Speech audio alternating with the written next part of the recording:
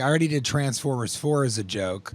Why would I? I've already done that. What do you joke. mean as a joke? I just thought it'd be funny to be in Transformers. That's why I did the movie. That is? Do you know why I did it? Why? Because that's a really funny intro, and Yogi Bear 3D had kind of lost its like funniness. Yeah, because that was like your intro for forever. Yeah. Dude. It's like for a while, I was like, ladies and gentlemen, from Yogi Bear 3D, TJ Miller. And then that had gone on a little while and wasn't really working. So it's like Transformers 4, that's really. So then I would make people introduce me and go, ladies and gentlemen, from Transformers 4, Age of Extinction, TJ Miller. And once a guy didn't say Age of Extinction, and afterwards I did great. I got off stage and I was like, can I talk to you? And he was like, what? That was great, right? You killed. And I was like, can I talk to you? Like to him, I'm like, it's Age of Extinction. It's not Transformers 4. If it was just Transformers 4, then they wouldn't have put : the Age of Extinction. Do you understand? And the kid's like, can't tell if I'm funny. Like, he's like, is this guy being funny? And I was like, you think I would say Yogi Bear without the 3D? Because the title of the movie is Yogi Bear 3D. So I don't. Is he sitting there like, understand. How do and I he was just respond? like, yeah. And I go like this. I go, but you know what? This is never going to happen again. So you don't even have to remember this. Jesus and then I just Christ. like walked away. Yeah. And you didn't tell him it was a bit? No, I keyed his car. I'm serious. The lines at the grocery store are already ridiculous, and it's not even the holiday season yet. It's gonna get worse. Save time and skip those crazy lines with HelloFresh, America's #1 meal kit. They deliver pre-portioned ingredients and recipes straight to your door so you can just get right into the cooking. If you need to save even more time, they have 15-minute meals. How crazy is that?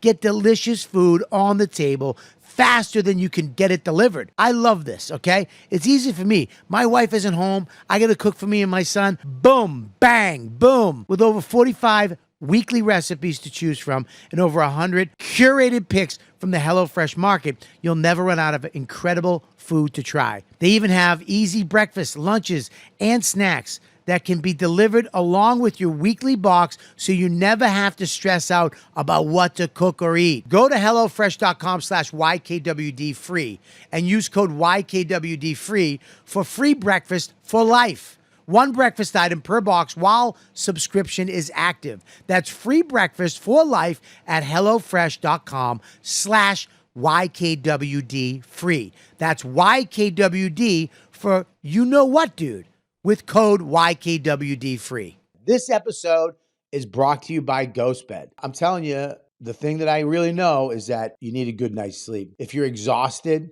if you're messed up, it's not going to be good for my shows. It's not going to be good for productivity. It's not going to be good for all the podcasting I do. I need to get sleep. You need to get shut-eye to get your A game. That's why, comedian or not, doesn't matter, whatever you do, a good mattress is really important to sleep well and perform your best. For over 2 decades, the team at GhostBed has been making super high quality mattresses with premium materials and patented cooling features so you sleep better, cooler, and more comfortable from the moment your head hits the pillow. Take advantage of free shipping, a 101 night mattress sleep trial, and financing starting at $35 a month. Most orders ship within 24 hours, so you can start sleeping better this week. I'm telling you, this mattress is awesome. I have them in my house. You got to go take advantage of this sponsor. Listeners can get 40% off all products site-wide. You get 40% off mattresses, adjustable bases, and bedding accessories, or you can get 50% off when you bundle a mattress with an adjustable base. Use promo code YKWD at ghostbed.com/YKWD for 40% off site-wide. Limited time only. This show is sponsored by BetterHelp, which I need doing this podcast because the people I work with on it drive me batty, especially this time of year. Christmas, Thanksgiving, Hanukkah, and all the other holidays, New Year's. It's a stressful time. Where do I go? What do I do? Who's coming where? What am I getting her? What are they getting me? Did they get me some crappy stuff? Did I get that? I mean, it's stressful, anxiety, fearful. All that stuff comes into play. It can be a lot, sad anxiety, man. But you know what? You can add something new to your life. You can add a little positivity to it. You can add a little therapy to it. therapy can be the bright spot amidst all the crazy stuff that's about to happen. You can look forward to talking to somebody once, twice, 3 times, as many times as you want a week, and letting it out and telling them what's going on. So your family and your loved ones and your friends don't have to feel and deal with the stress and anxiety and sadness. They can just have you who you are, the good person, the happy person. You can feel good feelings and love and all the stuff the holidays are supposed to make you feel. That's what you can feel if you go and check out BetterHelp. Look it, man, if you're thinking about starting therapy, try BetterHelp. Just try it. It's entirely online. You don't have to leave your house. It's designed to be convenient, flexible, and suited to your schedule, which is amazing. It's right there in your phone, on your computer. Just fill out a brief questionnaire to get matched with a licensed therapist, and you can switch therapists anytime you want at no additional charge. You like this guy? Great. If you don't, boom. If you want a girl, get a girl. If you can't, just switch it up. I'm telling you, give the best you this season, this holiday season, you can give by going to BetterHelp. Find your bright spot this season with BetterHelp. Visit BetterHelp.com/dude today to get 10% off your first month. That's BetterHelp.com/dude. Yeah, baby. We're starting the podcast right now. We're back. You know what, dude? Live. Welcome, everybody, to the show. YKWD. I started a social media podcast. The fact. The YKWD podcast. YKWD's back again. Old school, back in the day, where it all started, before them all. YKWD. This podcast is so fun and crazy. It has no rules. Shut up. You're ruining this. Where's the bandana, man? Sorry. It's a comedy podcast. This isn't NPR. That's what this podcast does. Is there any better show? This is the original.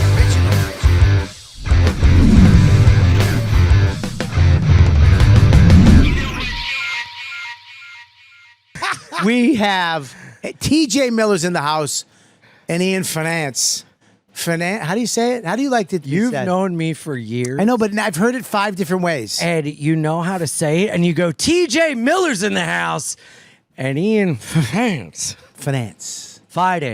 Whatever. You know, listen, that's You're why Ian. you need a name that is easy to remember, to pronounce everything. My actual name is Bien Rydonki. Yeah, it's fucking nuts. Bien Rydonki. And you got to hear my podcast, Bien Rydonki with Gordon. That actually does sound clicky. I like that. I have a small lesbian-looking woman named Gordon. There are 2 friends of mine that love saying the podcast name over and over, and it's you in different iterations. Turn your chair towards me. You're facing him. Face the host. And Stavi, who him and his buddy Eldest always go, Bean. Your camera's, where's his camera? What is happening? That's better. Yeah, that's better. My favorite thing is the way you say stink. Stink? Nobody You fucking says stink.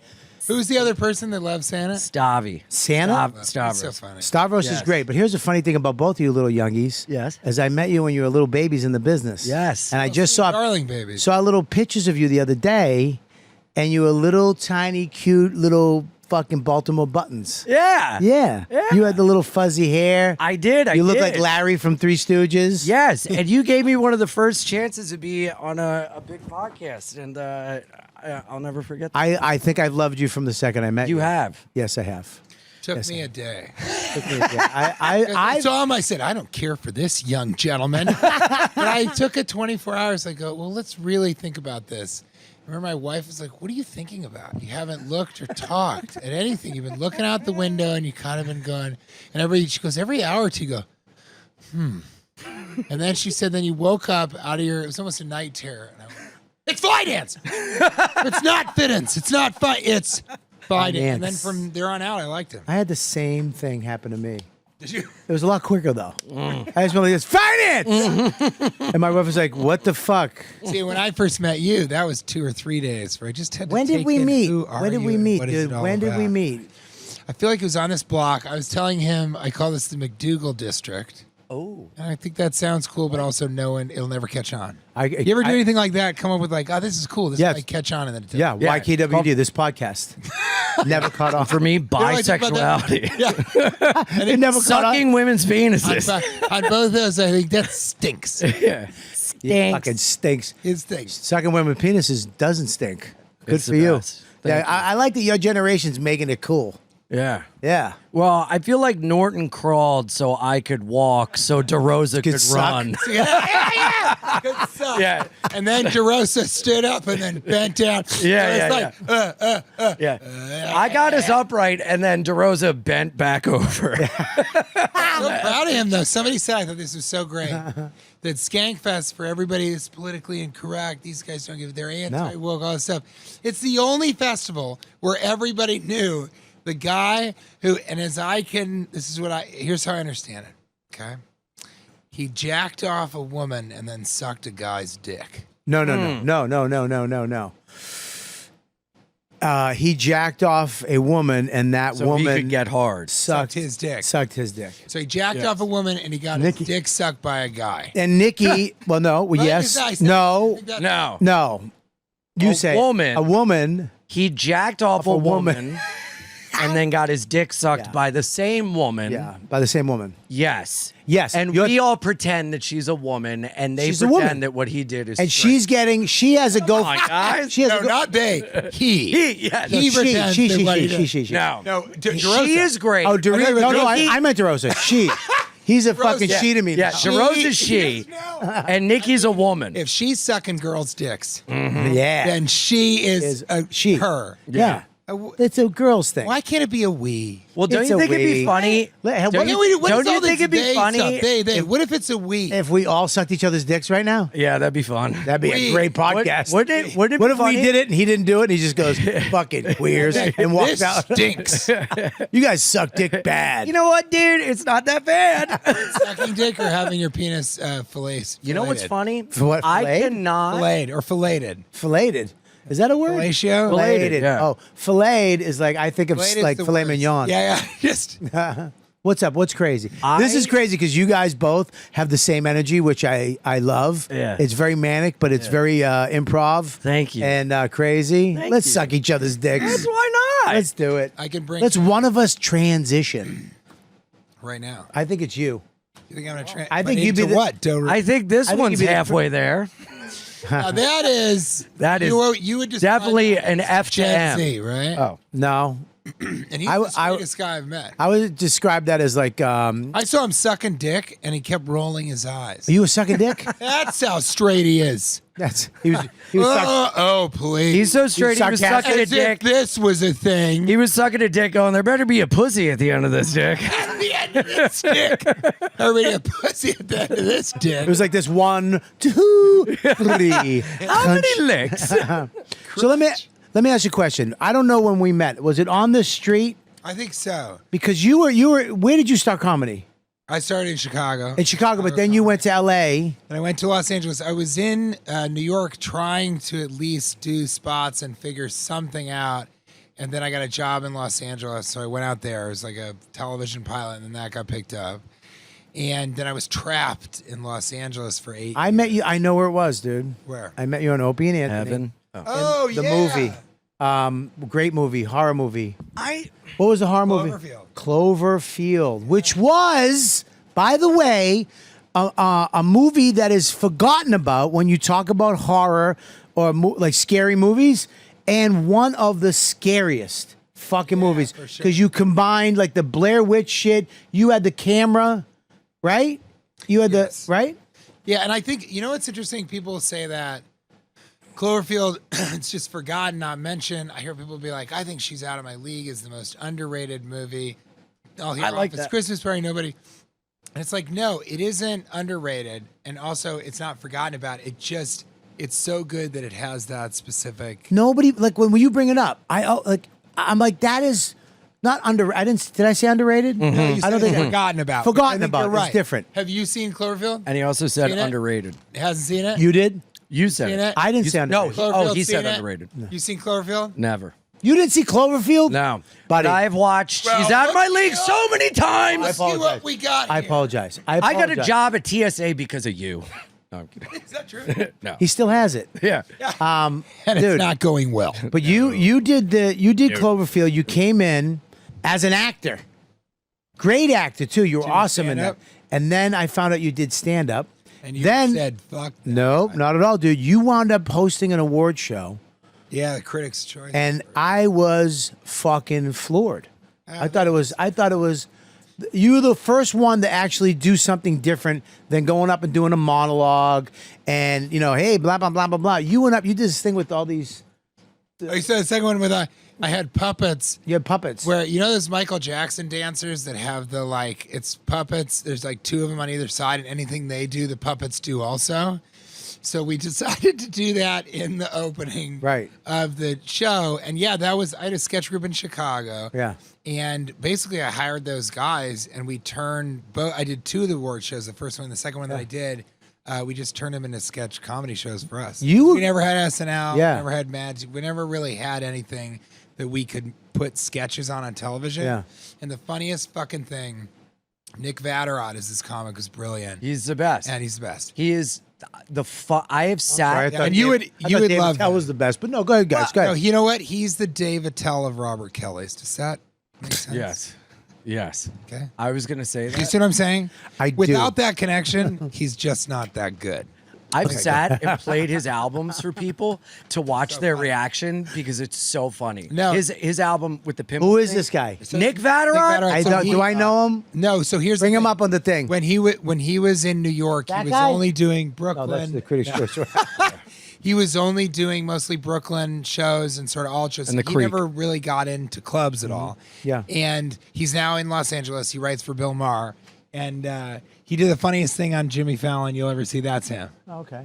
And so he and I were talking about this, and we started cracking up because in the Critics' Choice Awards, we did a thing where I was like, I'm going to get shot out of a cannon because I think that's an important thing from show business. I love cannons and the people who get shot out of. You love so cannons? So I do. Why do you Mike. love cannons? Every time I look at a gun, I'm like, that could have been a cannon. Could have been bigger. Could have been bigger. Could have been bigger. Maybe I have, kind of there's something Cannon cannon complex. envy. Yeah, Cannon? You have complex. cannon envy? Okay. I know it. So I got in the cannon. This is all on television with like people in the audience are like Warren Beatty is there. Yeah. You know what I mean? I mean, it's What packed. year is this? What John year is this? Voight. I don't know. 1972. 1972.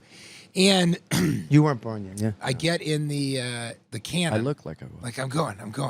I get in the cannon, and then the cannon explodes, and just my head lands right next to Jessica Chastain's table. And then I introduce the commercial or the next award, just my head right there next to Jessica Chastain.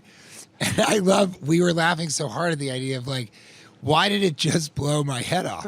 Where is the body? How could that have happened? That's great. That's the best. Dude, can I ask you a question, though? Were you nervous about doing this shit, or you not give a fuck? You seem like the type of guy, I'm doing what I do. I am who I am. I don't give a fuck. I'm going to go do it. You gave me the job. I'm just going to go do it. I think it's, for sure. I actually, You've always had a weird fucking lot of confidence. It's not really confidence. We were talking about this earlier. It's just I actually don't give a fuck, which is very alluring to Hollywood until are like, well, Find out that you really don't give a actually fuck. don't give It's a fuck. No, I don't give a fuck. And they're like, well, why? You want to leave? This is a very successful television show. If you do 2 more seasons, then you'll have a boat. Don't you want a boat? And I'm like, nah, I don't really give a fuck about that. My wife's cool. I want to live in Manhattan. I want to be a stand-up comic. I want to be like Robert Kelly. I want to be like a Manhattan comic, kills at the clubs, plays all over everything. And they're just like, come on, you got to play by our rules. This is how you're supposed to. And I'm like, I don't give a fuck. So that helps me do things like that. Right. But then it hurts you in different arenas, but it's okay. It's like, because I actually am a nihilist. And part of it may be I'm brain damaged. Yeah. So I'm sorry. What? Take that back, and I would like, you don't have to edit it, but I would like to walk that back, okay? What? My neuropsychologist, my neurologist, I'm not brain damaged. I had a brain injury or a trauma before I was born. It's an AVM, arteriovenous malformation. And in 2010, while I was filming Yogi Bear 3D, it hemorrhaged So I had to have a golf ball sized piece of my right frontal lobe removed. Really? And that led to, even before that, but manic energy. We need to get him a CAT scan. ASAP. I mean, 100%. I want to do it right now. ASAP all over his face. I mean, while you he's have jacking you it. have it. And once that was removed, I have a lot of sort of manic stuff. And because of that, before I knew about this, I drank so much it was a depressant, smoked weed depressant, nitrous oxide depressant. And I've never once wanted to do cocaine or I don't drink coffee. I only drink this because you are. I got the same thing as you. I don't want you to do that for me. I don't. Is that going to affect you? I don't think so. Okay, good. Do you drink? You have nitrous oxide, like the stuff that Vin Diesel uses to go Whippets. fast? No, Whippets. Oh, Whippets. Whippets. Not NOS. I thought it was. Nitrous. Well, Sorry. I'd suck an exhaust pipe. I did that back. I was in at the right I. rave. It was attached to a lady. Never been to one. Back to the hogs. So no, but you had. So yeah, I thought you'd be bald by now. By the way, your hair is holding on tight. No, but it also looks good. He Looks said, great. Oh, here, show. Let me see it, Well, I've been wearing a hat all day and a see it. bandana. dude. Your And hair. I just rode here from Better. fucking It Flatbush. looks better than the pictures you've shown me of it. It's cooler. It's more stand-up comic. Do you- It's more I don't give a fuck. Do you think that you might have some of that? Do you think there might be something wrong with your brain? What? I don't give a fuck itis? Yeah, you don't give a fuck. Yeah. You have the same thing. Yeah. You've never given a fuck. Free. That's what I am. I'm naming my special Wild I knew Happy that's why I Free. liked you. Also, I think he and Jordan Jensen get along well because she gives a fuck. She gives Every moment of every day, every Yeah. second, she is giving a She fuck. cares. So I feel like you guys kind of, you sort of even each other out. It's this yin yang type of thing.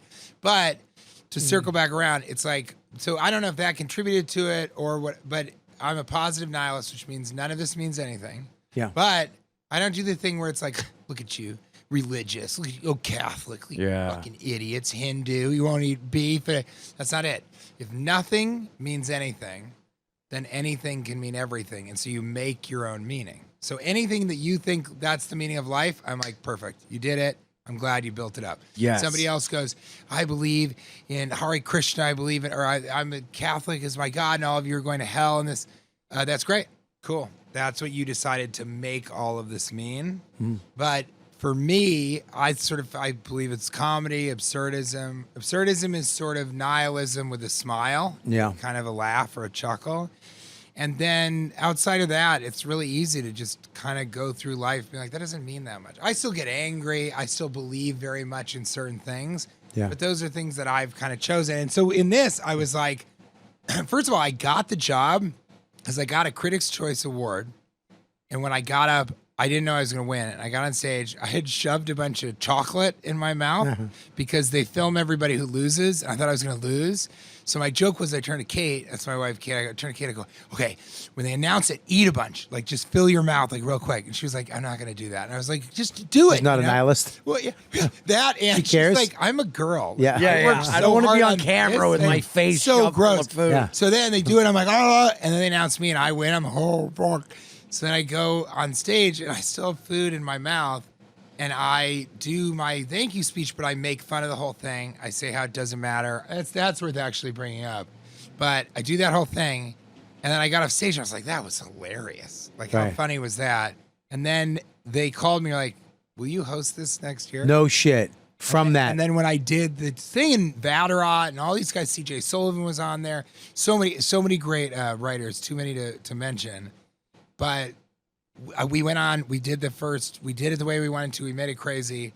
And then they liked that we didn't give a fuck so much in the hosting of it that they gave me the second. And for a while, I was like, I'm going to do That's this. fucking awesome. I'm Forever. going to go ahead and, well, not forever, but I was like, fucking I'll love keep that. doing this. I think it's fucking hilarious. Let me see. Put your headphones on. I want to hear this. Great. Yeah. What? So, I stood up before. I mean, yeah, dude. That was real. I'll stand up. Too. yeah. you know what? I just smoked some fentanyl. TJ, seriously, fucking. I mean, you wait. Most people wait their whole life for this stuff to get to that thing, and you get there and you treat it as it should be treated.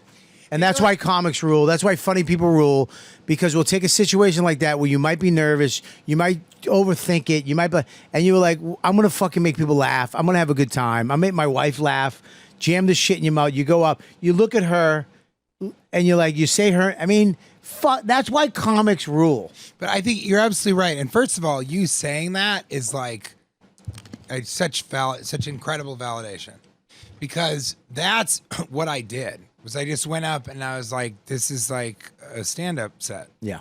That's just what this is. And the best thing I can do with it is just be a comic and just come at everything. Fuck with the audience. I'm making fun of the room. I'm making fun of the award. The award. This crystal everything thing. like that. And even like a comic, I got off stage, not immediately, but like I saw it later and I was like, man, it'd be kind of funny to like have started talking into the award. And then kind of, and so yeah, it's like that thing. I should have done that. Yeah, I and even, you know what? Next time, there isn't going to be an next Well, time. I would have ended it with like, "Thank you, I'm Ian Fidance. Have a good." I'm like, "Oh fuck!" Like I ended a wedding speech like that because I was so used to. Oh yeah, that's my time. You know? That's the time. Can I be honest with you guys? Sip your weight stuff. I'll be honest with you. I would have fucking failed as a comic. I would have got sentimental.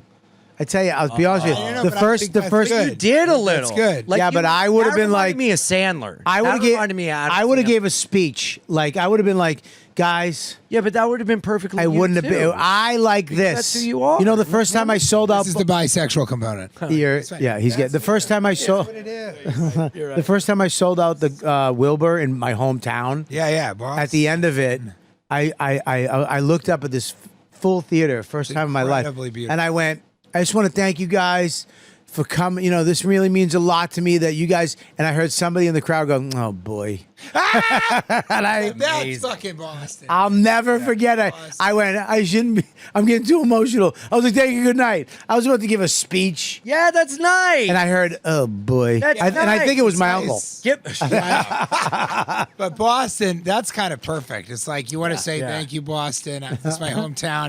Oh, they don't like It's that. kinda Beat like, it up, fuck, buddy. Yeah, buddy, let's go. The bar's closed in fucking 10 minutes, dude. My opener in Boston is always it's great to be back in Boston, the birthplace of racism. Yeah, And they all are like, yeah, Love yeah, it. yeah. We the wrong fucking reason. yeah. God damn it, we need to bring it back. He's right. If you get up there, what they liked, I think, and why that works is I was being sincere. That authentically is what I felt about awards. It's all that. And so if I went up there and did a sappy speech, then people would be like, oh boy, this guy, so much for the guy who doesn't give a fuck. Yep. But if you went up there and tried to not care, then that looks bad because Yeah. you do care and you are an emotional Sure. guy. And people, every time you come on stage and you speak from that authentic place, someone in the audience is like, oh boy. Yeah, but you know what? You know what did it for you though, which I love, is that you went. If I win, if I don't win, I'm not going to win. What can I do that will be funny on camera? Yeah, what's the and you funny, fun thing? stuffed Yeah. your face, and then as soon as they went, this is how funny. This is why it's even better. They said your name, and you grabbed more food and jammed it in your face. Went up there, and that's why Ricky Gervais, I think, was funny because he's like, no, you did it. It's not me. You fucking hung out with a pedophile. Not and he just. Because actors, the thing that sucks about actors that they don't have is they have to play the game. They can never get out of it. You know what I mean? No, it's true. And I did an exit interview about Silicon Valley, and I was like, it'll be refreshing if I tell them honestly what it's like to be on a television show, which certain people you have problems with, certain actors can be selfish or too much acting, other people are incredible, some people steer the ship, all this kind of stuff. And then, like an idiot, I trusted Hollywood. So the Hollywood Reporter journalist was like, ooh, this will be good. I'll leave out all the positive things. Yes. So he didn't print anything that was positive, and he just printed me basically like railing the show and being like, fuck yourself and all this stuff. Yeah. And I remember when Katherine Heigl said something bad about Knocked Up, and it fucked up her career. Yeah. But she said that in the context of a bunch of other things, and they just cherry picked it. So that like created a big problem for me, and a bunch of stuff I thought was funny. Like they're like, "What did you think?" And I was like, "The writers, all those Harvard, that crimson trash. They all think They don't they're get better it. than everyone." Right, all right. that, and it's like, well, clearly I'm not serious. Like they're just a bunch of fucking idiots. Well, they're not idiots. They went to Harvard. Yeah. But that joke just didn't connect. He took it. So I think that is the frustrating thing about being an actor. You do have to play the game. And I think Hollywood basically, if they're like, you're not playing the game, I don't blame them for kind of going, we have to live in LA. We have to play the game. We have to pretend like money is the most important thing. We have to tell everybody that this piece of shit that we made is actually incredible and we believe in it and we're behind it and it has so much behind and the message that it gives to the children. We have to do all that. And so if you don't want to live in LA, if you don't want to play the game, you don't want all of this, then fuck you, man. Because the only thing we can do is cut you out of it. And I'm not saying that's what happened. I'm saying I believe that there is just a huge contingent of people out there that don't want to live in LA. They don't want to play the game. They don't want to do all this stuff. So I don't blame them for looking at other people who aren't doing that and saying, man, fuck you. Yep. You don't deserve to be here because you're not willing to play the game. Yep. And I actually, now the more I'm in New York, the more I'm like, A, I understand it. B, I empathize with it. And C, I see how a lot of them, right? And this is a blanket statement about Los Angeles. A lot of them Are gay. I mean, you're half right. An old bisexual bit. Thanks. I love his voice. A lot of these people, they couldn't do New York. They couldn't cut it here. They can't make it. They're not gonna. And I think that that's a tough thing. And I had one of the most powerful people in Hollywood for sure. I asked him. He's a real West Coast guy, North Cal, really. And I said, if you ever wanted to live, because we were arguing about something else, I go, if you ever wanted to live in New York, if you ever wanted to do, I had no idea what he was going to say. Because this guy's fucking, he made movies that changed children's lives and stuff. He's that fucking huge. Yeah. And John Waters. exactly. Specifically, Was it? Flamingo. No. Divine was inspiration for Ursula. Yep. Changed your life. I love a fat, mean bitch.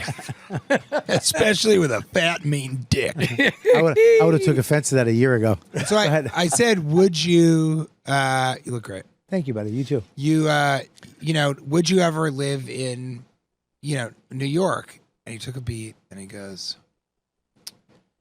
I've always wanted to live there for a year, to go through all the seasons, but it's too cold, it's dirty, and I just stopped listening to him because I realized here before me I had a titan of the entertainment industry, of creativity, of world culture. And he was like, be fun to visit.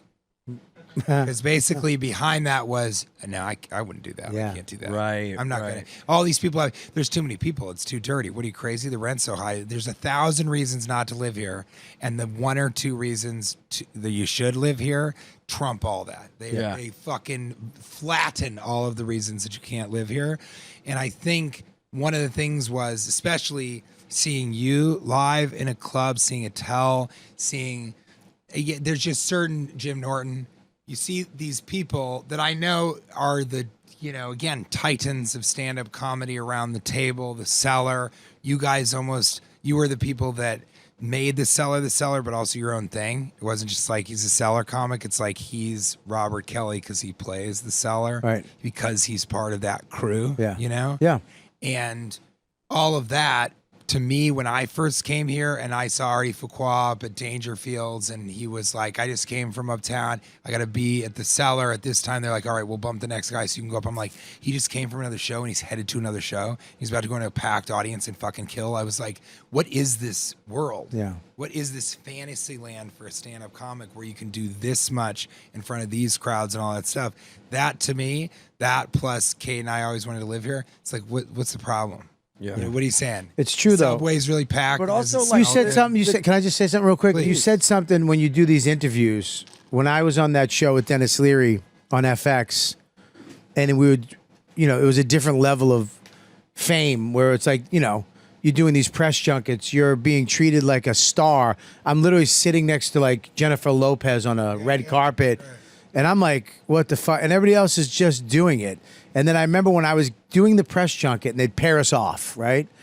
And I'd always try to be funny and make it interesting. None of my stuff, the stuff that made it in was the boring stuff. Yeah, thank you. This is so exciting to be a part of That's it. the shit. I didn't get anything. They cut all my stuff out, and I was killing. Like I was at the you go table to table to table, and I was fucking murdering. And I was like, dude, I'm fucking taking over this press junket. Yeah. Nothing. They couldn't use any of it because they had to use. You know, I can't believe I get to work with this person, and the stuff we're talking about, and the fact that we have these. They wanted that. Because if they could, I didn't say anything negative. I was just being funny. And funny they don't want it. It doesn't translate for some reason. Or they're sort of scared to they don't want to deviate and be the one that has you killing and crushing whatever. And so that's another thing that's tough is you've got a lot of people in any world, not just Hollywood. You have people in any world who are like, I don't want to be I'm not sticking my neck on a line. I don't want to be the guy that puts this out there. They don't like it and then I get fired. Everyone's protecting their job. Yeah. And I feel with stand-up comedy, you don't really work for anybody. You work with people. And the Comedy Cellar is a little different because of how precarious the booker and the owner, and if you get cut out of it, I said the wrong thing. Why have I stopped being booked? There is a component of the cellar that feels very much like you've got a long way to go before you feel like you're a collaborator and not a comic that works the cellar. Yeah. But I think for the most part, if I go to a club anywhere in Erie, Pennsylvania, if I don't like the club or the staff, I don't work there again. If they don't like me, I don't work there again. So, but if we both have a good time, then we're going to do it again, right? And at least right now, I'm not in a position where I'm like, please, will you book me? Yeah. And they're not in a position really where they're like, please, will you work with us? Because, so it's more that type of relationship. Well, that's the last couple of years I told my wife, I think 4 years ago, I was like, I'm not working clubs. I don't like. If I don't, I'm not doing it. I don't, because if it hurts me too much. But that's inside. the top level. That's the highest you can get as a stand-up comic. When you can say no. Choice. Decide where, Yeah, I work. Can I say something? Yeah. Two things. One, what? I just think you're adorable. Go ahead. Oh, thanks. Go ahead. I always say when a comic I respect, all I've ever wanted to be is a great comic. I love comedy. And to echo TJ, like I came up on Tough Crowd in the Cellar and I moved here at 18 and like I would corral my friends to come to the Cellar. I'll never forget one time I wished you good luck in the hallway and you're like, thanks, bud. I was like, Robert Kelly said thank you to me. You know, like at 18, I'll never forget Sherrod called me a Muppet. I was in the front row and I like was with a girl and I was like, oh my God, it's amazing. You know, so like You just Muppet it out. This is, you know, being here on this block, the McDougal district is like, you know, everything is a dream and it's so amazing and wonderful. And I always say when a comic moves from LA to New York, because New York is like the Mecca, this is a breeding ground for great comedians. All the respect in the world. That is amazing. I love it. And when a New York comic moves to LA to be like, well, I'm going to blah, I'm like, boo, you stink, you know? Yeah. But to leave not only LA, but a role in a show and this thing that people have worked and clawed for to be like, no, I want to be a fucking comic. That is to me like that is like the coolest fucking greatest thing to like, because at the end of the day it's all comics and comedy. Like there's so many actors that get to a certain point. Like I was thinking like Jim Carrey, like he got to a certain point and he's like, well, I'm not doing comedy again, you know? And like to got to a certain point where I'm not doing movies again. I'm going to go paint. Well, that's the thing though. To give up comedy You know for what that I mean? is It's like wild. That's crazy. But to go back to comedy and have that be the thing. Well, here's the like, thing with stand-up comics though. Jim Carrey was a funny guy. There's, you know what I mean? He was a funny, but when you're a stand-up, it's in you. Like you can't not do it. Even on a bus, an elevator, wherever even a hotel lobby, Award show. award show. It just comes out and it's there. Whether you do it at an improv for 5 shows, fucking killing yourself, or you do it at an award show, it just comes out. You know what I mean? It's true, and that's how I feel about Michael Keaton. I was He just was a going to say comic. I Keaton. I was just going to Right? say that. And we believe you. yeah. Settle I'm down. excited. He's excitable. Yeah. Your father That's call one you of a the liar? defining adjectives of Ian Fidance. Yes. Excitable. Excitable. He's just is there an another excitable act? boy. Is there a better Warren one? Zevon. I think it's more than excitable. I think What? it's something explosive excitement. Yeah. I love it. You got your same watch. So, but I think, right, Michael Keaton, even maybe David Letterman, right? Whoa. Jay Leno. Although, you know what? That's wrong. Jay Leno is a comic. Jay Leno's a comic. Still He's fucking still- going back. yes. Still Letterman doing is it. not a comic. Yep. Letterman's not a comic. Nope. And so I think Michael that- Keaton wasn't a comic. but he got up Yeah, he at the Comedy Store. He got up at the Comedy Store, but he's still going up now? No. But that's No. what I'm saying. No. The people that are comics and then they stop. How about the like people even that- Robin Williams? He kept. He came here. comedy. For sure. Oh, dude, nicest guy in the world. Yeah. I met him downstairs one night. 3 months later, I was in the hallway standing next to him nervously. He goes, "Hey, Bob." I went, "What the fuck did you just say?" "It's your name, Bob." I was like, "This motherfucker knows my name." I was like, "Yeah, it's Bob." You know, but he would go up and do stand. Want to hear a funny thing? Yes. He came into the cellar one night Always. with Colin Quinn. Yeah. Me, Norton, Colin Quinn, and Robin Williams comes in. Jesus. And we're like, what the fuck?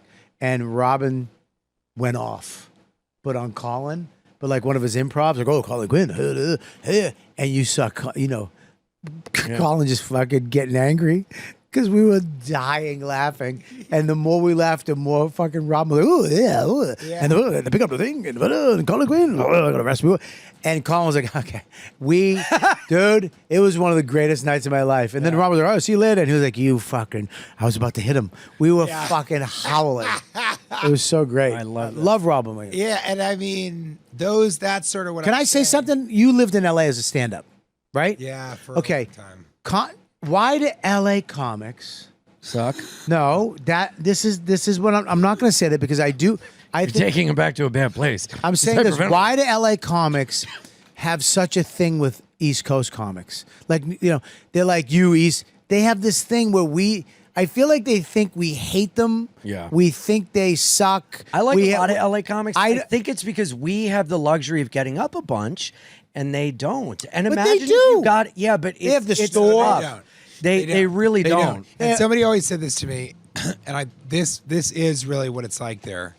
There's so many fucking comics because everybody moved. There's a lot of comics in New York. Don't get me wrong, but so many good comics have moved there, and there's so little stage time. There's only 3 clubs. There's the Comedy Store, the Laugh Factory. I'm a Factory comic, and then the Improv. And that's it. And there's the Comedy Magic Club in Hermosa Beach. That's 45 minutes away. So there's only really 3 real clubs. Now they're all right next to each other, which is good because if you're passed at each of them, then you could theoretically do. I think my record in Los Angeles is 5 shows. That's it. Wow. Might be 4 to be honest with you. Mine's And I had to. I had In a Los Angeles, on driver. this He block. put on the hazards. On this block. On this you do that on a Wednesday. Yeah, dude, it's nuts. And so it's like, wait, how many did you do? 13. That's what I'm saying. And my record here is 8, and I'm like, I can do more, but that was on a weekday. But still, it's like, it is amazing. So you do a month's worth of shows for a lot of comics Yeah. in one night. In the night, yeah. And I think, Weekend. yeah, I was in Los Angeles, and I had just gotten there, and I was on a television show called Carpoolers, and I'd done Cloverfield, a forgotten film when horror films. It fucking is. It is. It is. It's crazy. I right now don't remember what we're talking about. I'm going What to tell you movie? right now, you're TJ Miller, I'm Robert Kelly. We're talking about Cloverfield. Fucking terrifying movie.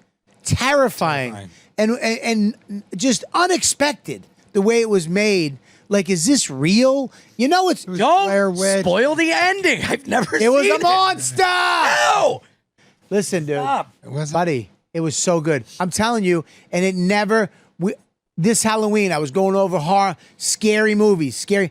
And I'm like, fuck, Cloverfield. Yeah, you're right. They never mentioned it They when they're never- doing Halloween scary movie list. Now I realize it is forgotten. Hey, you're Robert Kelly. I'm TJ Miller. We both have friendship bracelets. We do. That. Mine I have says... one. I left mine at home. And we both God have Rolexes. Damn it. We both have Rolexes, too. What's up? Yours is classier. No, yours is more expensive. That's That's not fuck true. those. It's I the bought Hulk. it beforehand. That's is the the Hulk. way to go. I Am know, I I even bought it in the here? beginning. Yeah, but that's the Hulk. What is That's happening? that Am I one's worth- alive? What? You are. What? Here, take Hey, You're free. take my Rolex. Casio. Take my Rolex. I just bought a Casio. Take it. Really? Take Bought it. that Take exact it. watch. I Have bought it. 2 Have it. rats tonight at PetSmart. It's worth $24,000. Are you Shut serious? the fuck up. Yeah. I was talking to him. Oh. Just kidding. Now that's a seller table bit. You bought 2 rats today? Yes, me and Jordan.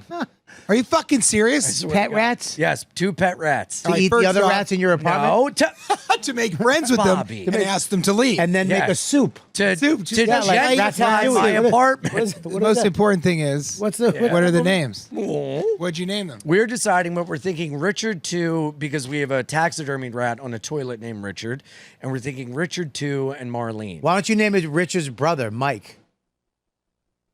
Michael Richards. Michael Richards. His Yeah. set at the Laugh Factory won a little something like this. Is it a black rat? That is. Dude, that video of Michael Richards flipping out, the funniest part to me is that there's a girl off camera during the recording when he's saying the M-word. She goes, Kramer, no. Does she really? Yeah, you can hear her go, Kramer, no. That was one of those ones where you saw it and you're like, there's really no way out of this. This is how you watch that as a comedy. It's just how he says the N word the like second or third time. This is the I was That like, makes you come. Oh, sorry. this is the face when you watch that as a comedian. we did it. You watch it like this. You're like, Yeah. and then you're like, at the end, you're like, all right, dude, you got to stop. Dude, have you Yeah, ever... I yeah. gotta stop. It's like Back of the room, you'd it's be like you're like, this is great, and then you're like, dude, Yeah, you gotta, all right. if I was there, I would be yeah. knee slapping like, oh my God. And then after a while, I'd be like, yeah, you got to take it down. This is why he's not a comic. When people were blaming stand-up And you're comics, right, you're I was right. like, not a Not a comic, comic. Yeah. famous person that probably did comedy a little bit. A real comic would never use the N-word no. that many times. No, there's the famous video of How else are you going to flag down Louis the and mailman? Chris Rock and Ricky Gervais and all. You know what I mean? Yeah. But they're talking about the use. He's just being like not only mean and terrible, but like dark. Yeah, he's Just a weird, using it the way dark- they use it yeah. in Boston. Well, did you ever see the video after that of somebody clipped together Kramer's apology, but they used the episode of Kramer and the monkey? Oh my God. When he's like, he's a monkey, Jerry. He's a monkey. You want me to apologize to the monkey?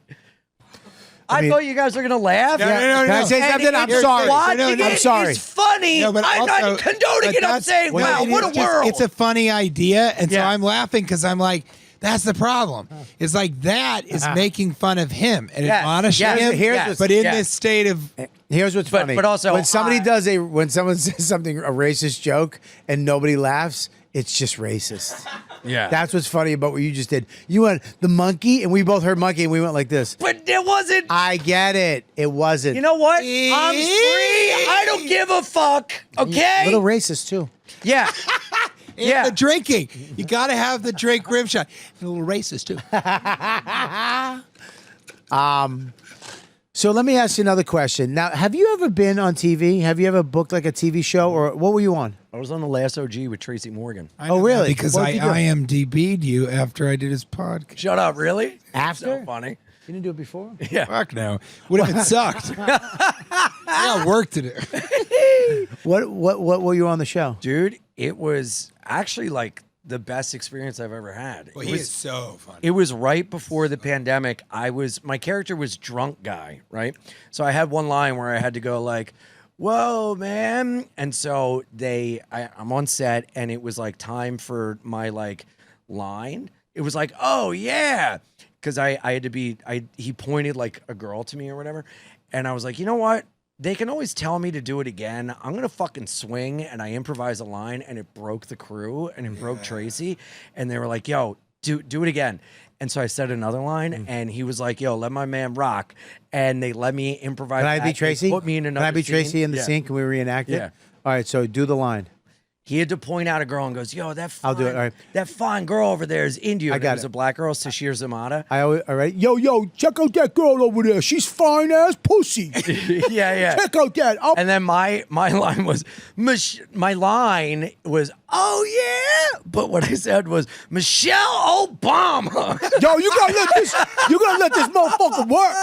Let this shit, let him do his thing. yeah. Yo, let him eat. And he goes, "Go get her," and I improvised. I was like, You're a calm. that's what it was. You a put his- motherfucker. He put You his a hand around, motherfucker. his arm around me. It was amazing. Yo, you look And like a they fucking threw me in crazy a little scene at motherfucker, the but I end. like you. It was the best. And then at the rap party, at the cast party, he acted like he didn't know me. Yeah. It was amazing. Tracy. I was like, "Tracy, thank you for the opportunity." He was like, "All right, little man." And then he just walked away. I was like, That's happened to me. "Oh, you were going to make me a star." Famous people, and you've met famous people. Yeah. You know a lot of famous people. Yeah, I'm in the room with two of them right now. No, I love you that you said that, but that's crazy. No, it's not crazy. Okay, yes. Here's the thing. Then you go, well, I was on TV. You guys on TV, but it wasn't like it's different level.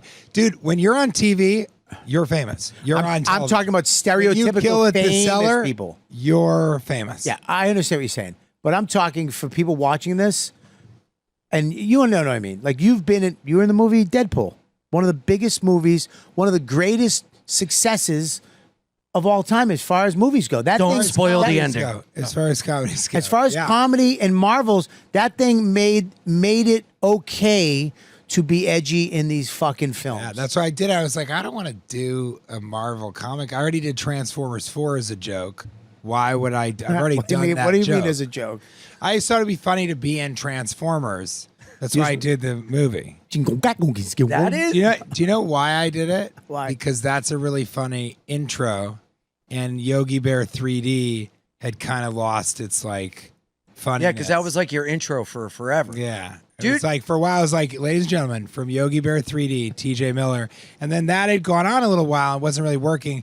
So it's like Transformers 4, that's really. So then I would make people introduce me and go, ladies and gentlemen, from Transformers 4, Age of Extinction, TJ Miller. And once a guy didn't say Age of Extinction, and afterwards I did great. I got off stage and I was like, can I talk to you? And he was like, what? That was great, right? You killed, man. I was like, can I talk to you? Like to him, I'm like, it's Age of Extinction. It's not Transformers 4. If it was just Transformers 4, then they wouldn't have put : the Age of Extinction. Do you understand? And the kid's like, can't tell if I'm funny. Like, he's like, is this guy being funny? And I was like, you think I would say Yogi Bear without the 3D? Because the title of the movie is Yogi Bear 3D. So I don't. Is he sitting I there don't like, understand. how do And I he was just respond? like, yeah. And I go like this. I go, but you know what? This is never going to happen again. So you don't even have to remember this. Jesus And then I just Christ. like walked away. Yeah. And you didn't tell him it was a bit? No, I keyed his car. I'm serious. It was a Sentra, a Nissan Sentra. No, but I mean, so then that was funny. That was like a funny thing for a little while. Dude, to right? have the opportunity to do a fucking major motion picture as a bit, Can we- good God Can we damn. stop And for a now it's second? the Stop emoji for a movie. second. What? The fact that he said Sentra. It was a Sentra. It's such a funny car. It was a Sentra. I Dodge believe he Neon said it. doesn't work as well anymore, and Nissan Juke wasn't. It just wasn't enough in the cultural consciousness to use that joke anymore. But when you're around famous people, right? I feel like there's a thing where your family, You your mean family, movie stars. movie stars, You're talking about- movie stars. You're give me this. Giggling like a little boy who found a diary. We have questions. Oh my Some god! of these are very fun. Let me ask you a question. Yes. But they're like movies. on your fucking computer, like looking at other. No, he's doing it for the show. It's for the show. It's for Hey, the show. dickhead, it's for the show. Age of Extinction. No, he does it. Sorry. He does it better. So- Listen, yeah, true. It's not. It's a little true. Listen, don't yell at people. He yells at people. It comes over. You do it, and people get scared. Ian, I've just Because of been the doing mustache. it He's longer. not going to put you in Deadpool 7. I've only- okay? He put himself in it. He fucking got himself out of that. specifically 3. Yeah. What are you talking about? Nobody's in that movie. But when you're around those people, you feel like you're family, and But then, like comics, we cannot see each other for years. As soon as I see, what's up? What's going on? but with actors, I feel like when you leave, you're done, and when you see them again, if you're not in something with them, it's like, hey, how you doing? Good to see you. It's a disconnect. It's a cutoff. I think you're right. I think here's what I'll say. I think that what you're saying about comics is completely true. I'll say that at the end of talking about. So with actors, there's so much inherent competitiveness, and comics are competitive. You know what? Somebody Wahlberg said to me when I was doing Transformers 4. Age of Its. Thank you. You're welcome. You're welcome. You're welcome. Write that down, you piece of shit. Yeah. And so That's the clip. He came up to me and he goes, he kind of asked because there was another comedian that did a part in the movie. And he's like, so are you guys like? I can do Wahlberg. You want me to do Wahlberg? Yeah. Yeah, be Wahlberg. Hey man, hey dude, wait, come here, dude. Listen, dude. When you do the, I don't know if you know this. I got municipal coming out. It's my thing, but I know it's weird that I talk so. Did I talk so. suck Listen, helium? dude. No, but I talk a little higher than This they is do in the Wahlberg thing. on his nitrous. Am I right though? Yes, you are. Does he talk that high? Dude, listen to me. But he's one of Yes. the toughest motherfuckers I've ever met in my life. Dude, I stabbed a guy in the eye. I almost murdered him, but no one. I got away with it, dude. I gave his family $6,000 and a Dunkin' Donuts coupon for fucking 5 Dunkin' Donuts, dude.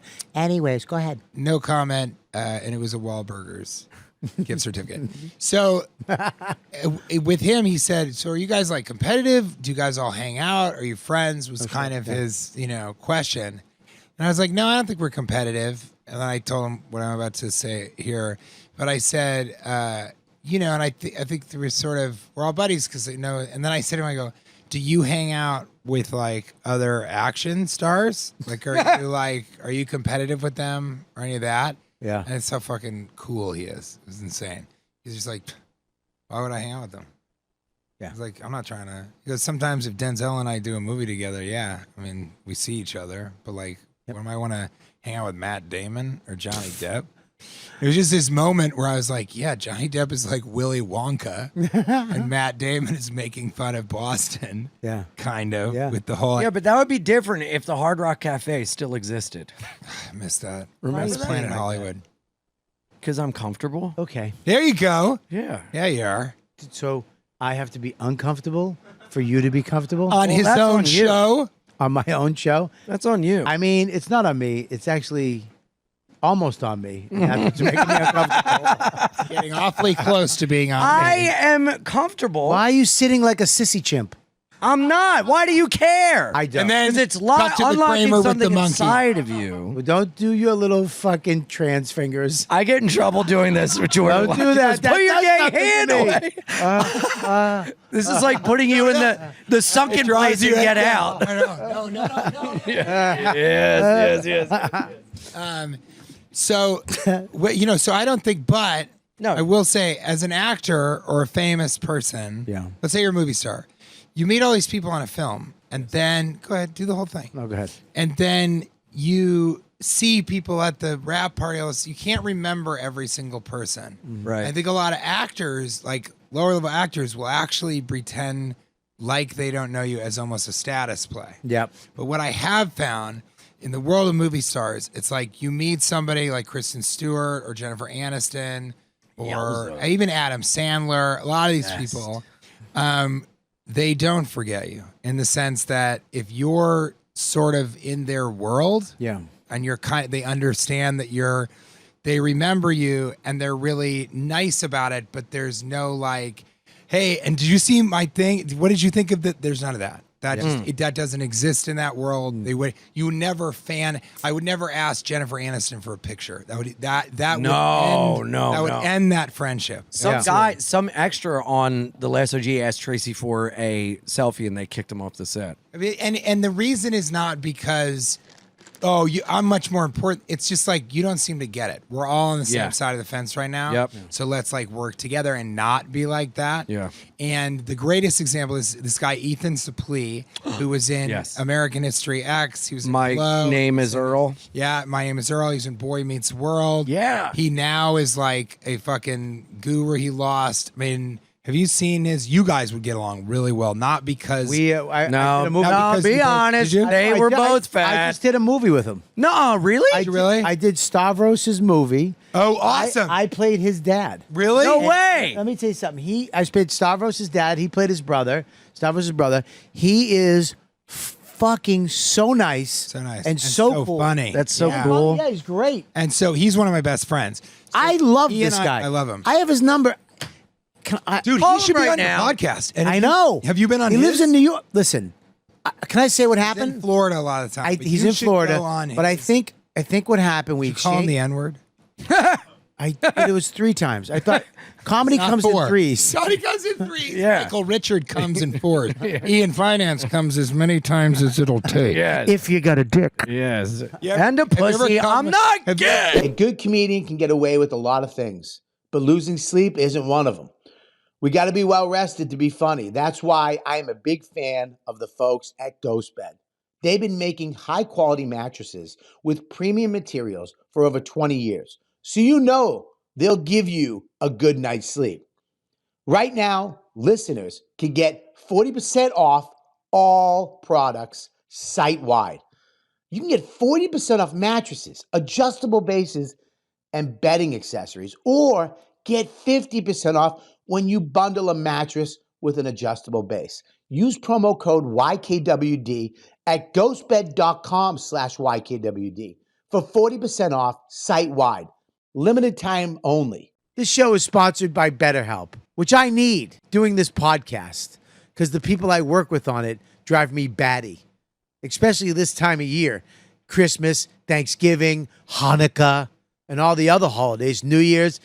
It's a stressful time. Where do I go? What do I do? Who's coming where? What am I getting her? What are they getting me? Did they get me some crappy stuff? Did I get that? I mean, it's stressful, anxiety, fearful. All that stuff comes into play. It can be a lot. Sad anxiety, man. But you know what? You can add something new to your life. You can add a little positivity to it. You can add a little therapy to it. Therapy can be the bright spot amidst all the crazy stuff that's about to happen. You can look forward to talking to somebody once, twice, 3 times, as many times as you want a week, and letting it out and telling them what's going on. So your family and your loved ones and your friends don't have to feel and deal with the stress and anxiety and sadness. They can just have you who you are. The good person, the happy person. You can feel good feelings and love and all the stuff the holidays are supposed to make you feel. That's what you can feel if you go and check out BetterHelp. Look it, man. If you're thinking about starting therapy, try BetterHelp. Just try it. It's entirely online. You don't have to leave your house. It's designed to be convenient, flexible, and suited to your schedule, which is amazing. It's right there in your phone, on your computer. Just fill out a brief questionnaire to get matched with a licensed therapist, and you can switch therapists anytime you want at no additional charge. You like this guy? Great. If you don't, boom. If you want a girl, get a girl. If you can't, just switch it up. I'm telling you, give the best you this season, this holiday season, you can give by going to BetterHelp. Find your bright spot this season with BetterHelp. Visit BetterHelp.com/dude today to get 10% off your first month. That's BetterHelp.com/dude. Have you ever come on another guy's dick, on his hard dick? Just say yes. No, I mean, this is interesting. No, I'm going It through a is. Rolodex of experiences right now. Yes, that's the truth. Yes. Yes. You have? On a trans woman's wiener, too. Oh, that's different. It is. You did both? Well, separate times. Yeah, but there was a guy and then the trans woman.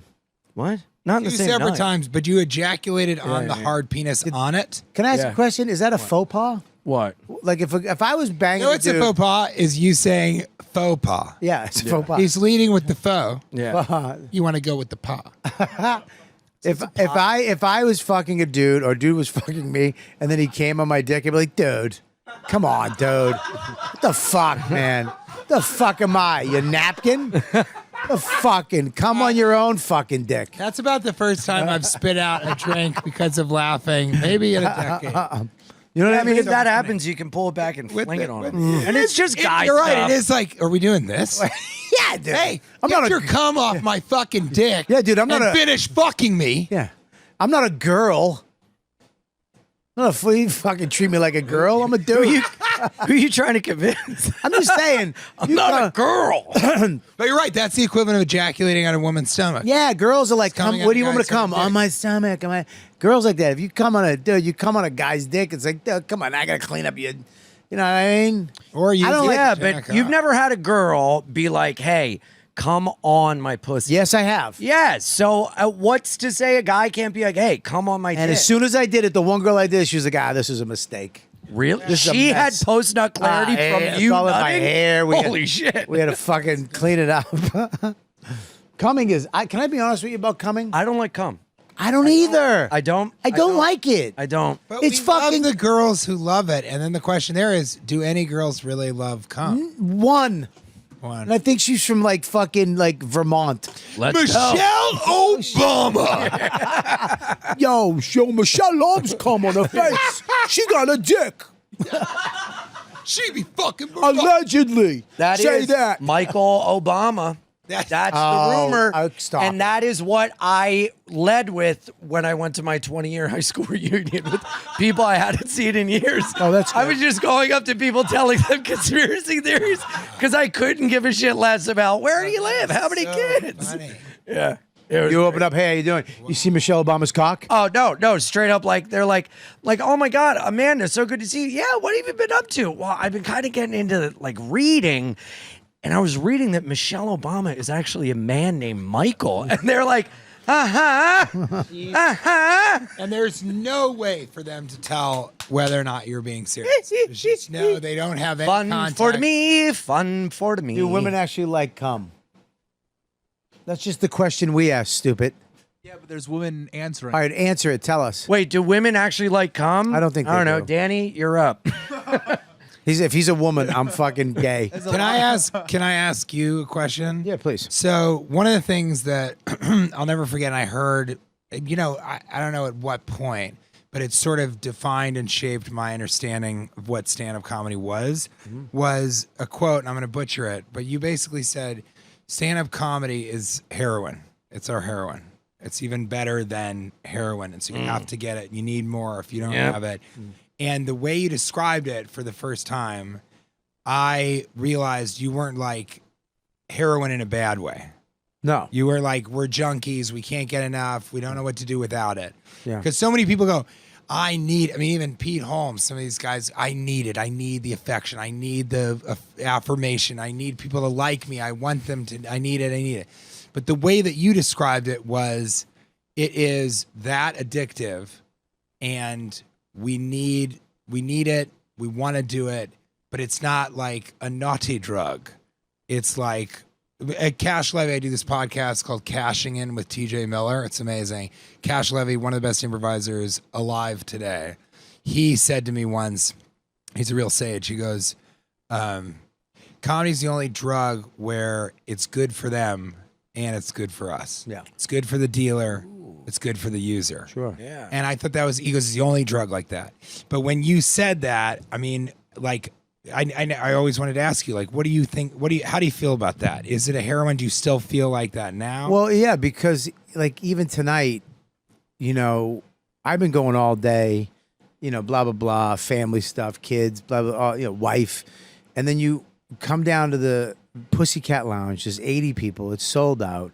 You get on stage, and as soon as you get up there, everything's gone. Yeah. Everything is all your fucking anxieties, fears, everything that my anger, my aloneness, my kids stuff, my wife stuff, it's gone. And you're on stage and you're doing your thing and people are with you. You're saying outrageous shit and you're saying whatever the fuck you want and they're coming with you and they're laughing. People that wouldn't like me if I met them at a party are loving me and I'm loving them. And they want to buy you drinks afterwards. That's how much they just love want. you. They just want to go. Thank you, great job. After, and you do this thing, and it's an hour, and you say goodnight, and the place like there's nothing else to do but just. And we're the lowest form of entertainment. to people. You know what I mean? We're doing it. We're doing this thing, and It's us this strippers. Yeah, it's like we're doing it in this It crappy. has been. Don't laugh. It's true. It's true. It's like I'm in a Moroccan theme 80 seater, yeah. and these people have just had the best thing that's ever happened to them, and I just felt the same way. Like I walked off tonight, like, fuck, man, we just Warm. did it. Yeah, and they're The warm walking away blanket. tonight. They're gonna go, man, that Like was snorting fucking some awesome. fucking If it's good black done- tar H. If you do it right, And You know what I mean? they everything that you just said about yourself also happens for them. Their uncle has cancer. Yeah. Their daughter hates them. They're whatever. They Yep. had a ticket. They just had a ticket. Whatever it is. They've Yeah. been sitting It's and all just gone. watching a podcast, not laughing the whole time. Oh, sorry. Yeah, he shouldn't And be here. I so- don't know. Point the camera in here. He's not. is, Shoot him right now. is he with you? Shoot him and make it look. No, he's with me. He's you see not- how I said that's with I don't me? know him. That's how nervous I am to pronounce him wrong. I don't know him. I don't know him either. He's not. I thought he was with you, No. dude. The only people I work with are wearing rave clothing from the waist down. You wear What are those? those are pillow shoes. Everything. I just noticed. Hilarious. Hilariously, they're very uncomfortable. Yeah. So It looks like old school popcorn maker. it is. It is. It's You know, Jiffy Pop. he toured with Is the- Joe Coy that's the for a brand. year, and he gets those. Everybody on the tour gets Everybody those. gets one of those. Yeah, it's a Filipino slipper. So it's the same. Wow, he got you. I know you're Filipino. Pronoun is there. It is. Yeah, he looks like a Chinese Mexican. He's Filipino because no one cares if they're racist against him. All right. So I think that happens for your audience too. So it's you feeling nothing except for that. The audience, nothing except for that. Happiness, the joy, the laughing, all this stuff. And then when it ends, you would think everybody clicks back into the terror and the tragedy of life. But actually, there's a come down. Everybody's like, that was great. Let me buy you a drink on the way home. Man, that was so funny. Yeah, well, I like the guy before him, the one that's, no, he was really, it goes. And then hopefully at work the next week, they have a moment where they're pissed, something, and they go, like Robert Kelly said that fucking thing about that. They get it, and they go back to it. So those are like the flashbacks or whatever, like acid or something. Oh yeah, that's in your spine. And there, it's right there. Yep. And so then my other question is, because you're talking about family, daughter, problems with the wife, whatever, do you two think that sometimes other people see us doing that? They see that, especially significant others, and they're jealous, envious, frustrated because they don't have that. They don't have that outlet where they get on stage. You mean like loves people them. that were married to and stuff like that? Yeah. Or friends of yours who are civilians. No. Maybe, no. but my it's like, wife, who cares? my wife gets And it. he's not in a relationship. Continue. Sorry. Yeah, No, I'm yeah, gonna he die get- alone. He lets With guys. a cat eat He my comes face. on guys' dicks. He's very. So fucking what? It's insulting. No, it's Have not. some dick dignity. Oh, someone Dick asked and dignity. you help him out? Put that palm down. I can't help it.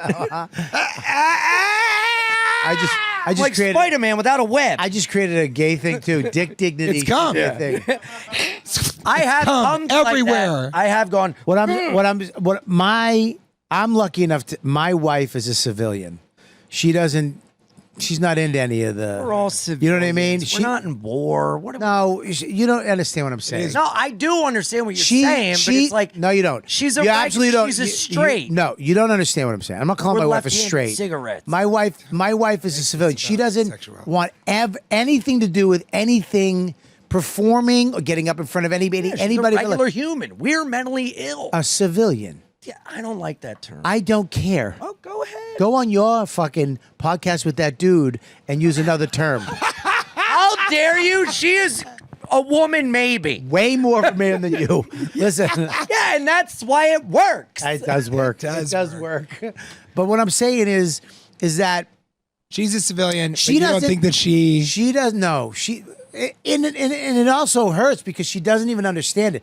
We just did Boston Comics Come Home. 17,000 people. Oh it's my Rachel Feinstein. It's Mark Maron. It's Billy Burr. It's Pete Davidson. It's Alex Edelman.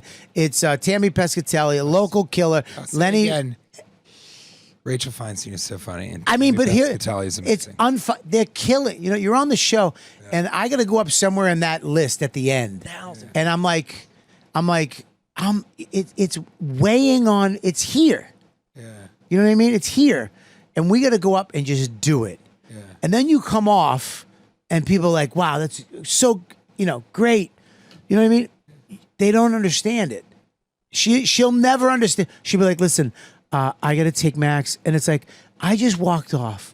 I just murdered in front of 17, the Boston fucking Garden. Isn't that nice? This is where the Celtics play. And she's like, that was great, honey. Listen, we're going to get Max. You know what I'm saying? Because also what she that's thinks also is why Which I easy love. for you. But that's why that's why I love her. That's what I love is that they don't, it's like, there's no, it's what I do. Yeah. She loves me. She loves what I can do, but it's like Max needs to get something to eat. Your mother just called me. Right. It's like we're right back. Call your mother. It's basically We're right back to the. You know what I mean? I kind of like that. I think that's great. I think though that I suffer, especially because I riff so much, and so much of it is just like get on stage and just do it, and whatever it is, it is. Oh. I suffer. I think sometimes.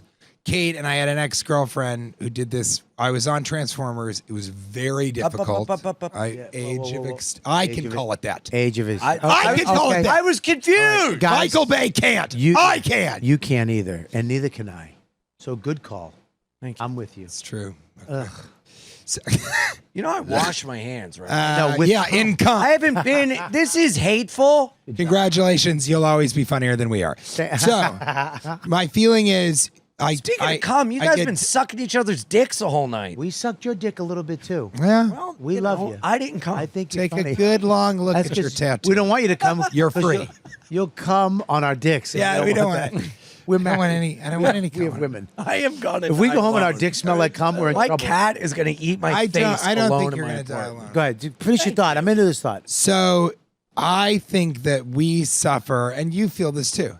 We all suffer from, we go up, we kill. Then what people think is, well, it's easy for them. It's fun for them. Right. And also, we don't sit around going, oh my God, right before the show, I was fucking freaking out. I was upstairs and I was like, and then I saw, I go, oh my God, what if he comes down and sees me and I bomb? And that's not part of the story. Mm-hmm. And so I have had Cade, when we're in an argument, kind of be like, well, you have fun doing what you do. I go, dude, I was just in the Dallas airport for 5,500 hours. Yeah. The only thing I can do is eat a second terrible sandwich from somewhere because I'm trapped, and I've bought everything I need from Hudson News. Yeah. It's not a ton of fun. Yeah. I go, the fucking manager keeps fucking it up. They didn't give me I asked for the light at 35. I asked for a light at 45. I got neither of them. I did an hour and 8 minutes in front of an audience on a second show Friday that would have loved me, but instead they're like, that went on for a long time, and it's not my fucking fault. I asked for the light. They don't give me it. And then afterwards, I go up, I go, hey, where was the light? They go, oh, yeah, sorry about that. We'll figure it out. I'm like, this is the last show of the weekend. So you can't figure it out next time. Yeah. Now I'm fucked. I don't like how the audience felt, even though I did as well as I could without the only thing I needed was for you to look at your watch and shine a light at me. wanna And you stop fucked that up because you were jacking off and coming on guys' dicks on the top of it. And as it came down, Fun. and It fucks people's lives up. Now you got me heated. I'm fucking heated. Stop coming on dicks. He's gonna go home. The crowd didn't have shit.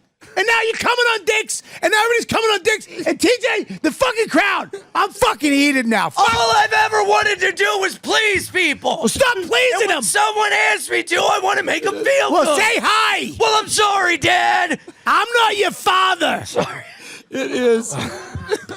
It is Okay. It is such an amazing honor to perform here at the Wilbur Theater for all of my Oh, boy. Bostonian What a fucking queer. compatriots. And I- I'll take what's gayer than coming on a man's dick for 500, Yeah. please. And that's the Daily Double. Whoa. I'm recording my special Sunday Oh, night. wait, Here, wait, or right here. This is his special. I do. Plug it right now. Sunday, man, I'm December excited. 3rd, my first hour special, The Cutting Room, New York City, 2 shows, good. 7 o'clock, 9:30. IanFidance.com for tickets. It's going to be great. Did you is steal my great. one shot? Yeah, you and I'll just steal your steal- 2 sis. That's my 2-2. You got your special. I was behind that. I was behind on that the whole time. Steal your 2. I'm like, what? 2-2, sis? Sis, that's funny. Wait a second. Yeah. Cisgender. And your special is available. Dear Jonah, streaming on my YouTube channel at TJ Miller.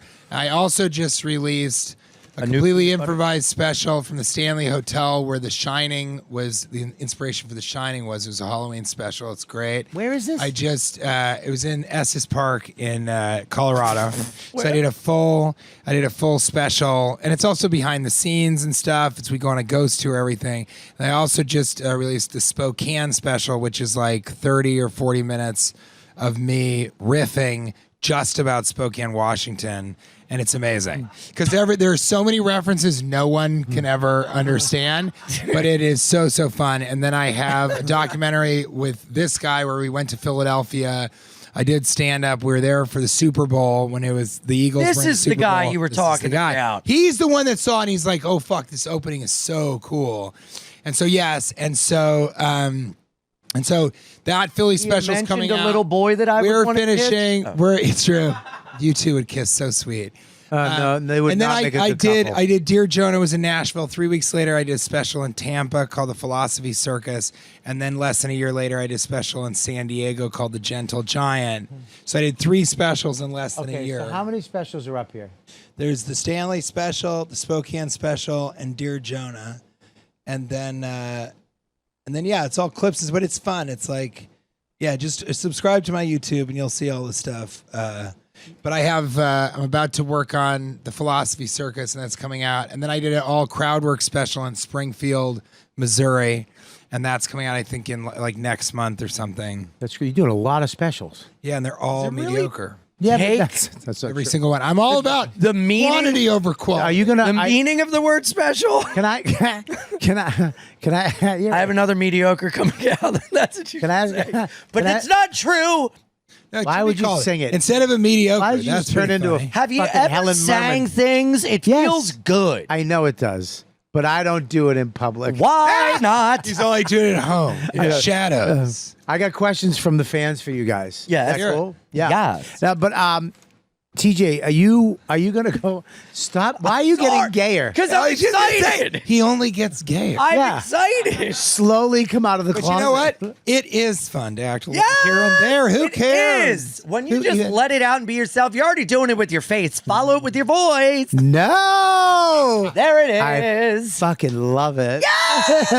He I'm gonna lives come here. on your dick. Yeah. Listen. I'm taking you to the monster after this. I don't know what that is, but I'm there. It's just- Although you don't I'm know what that emceeing is? at 10 o'clock, so I do have to go. All right, we gotta go. In All right, 10 let's get these questions. I'll Let's get monster it up. Okay, let's get these questions. Yeah. I forgot my glasses. Fuck you. Will you read the questions, please?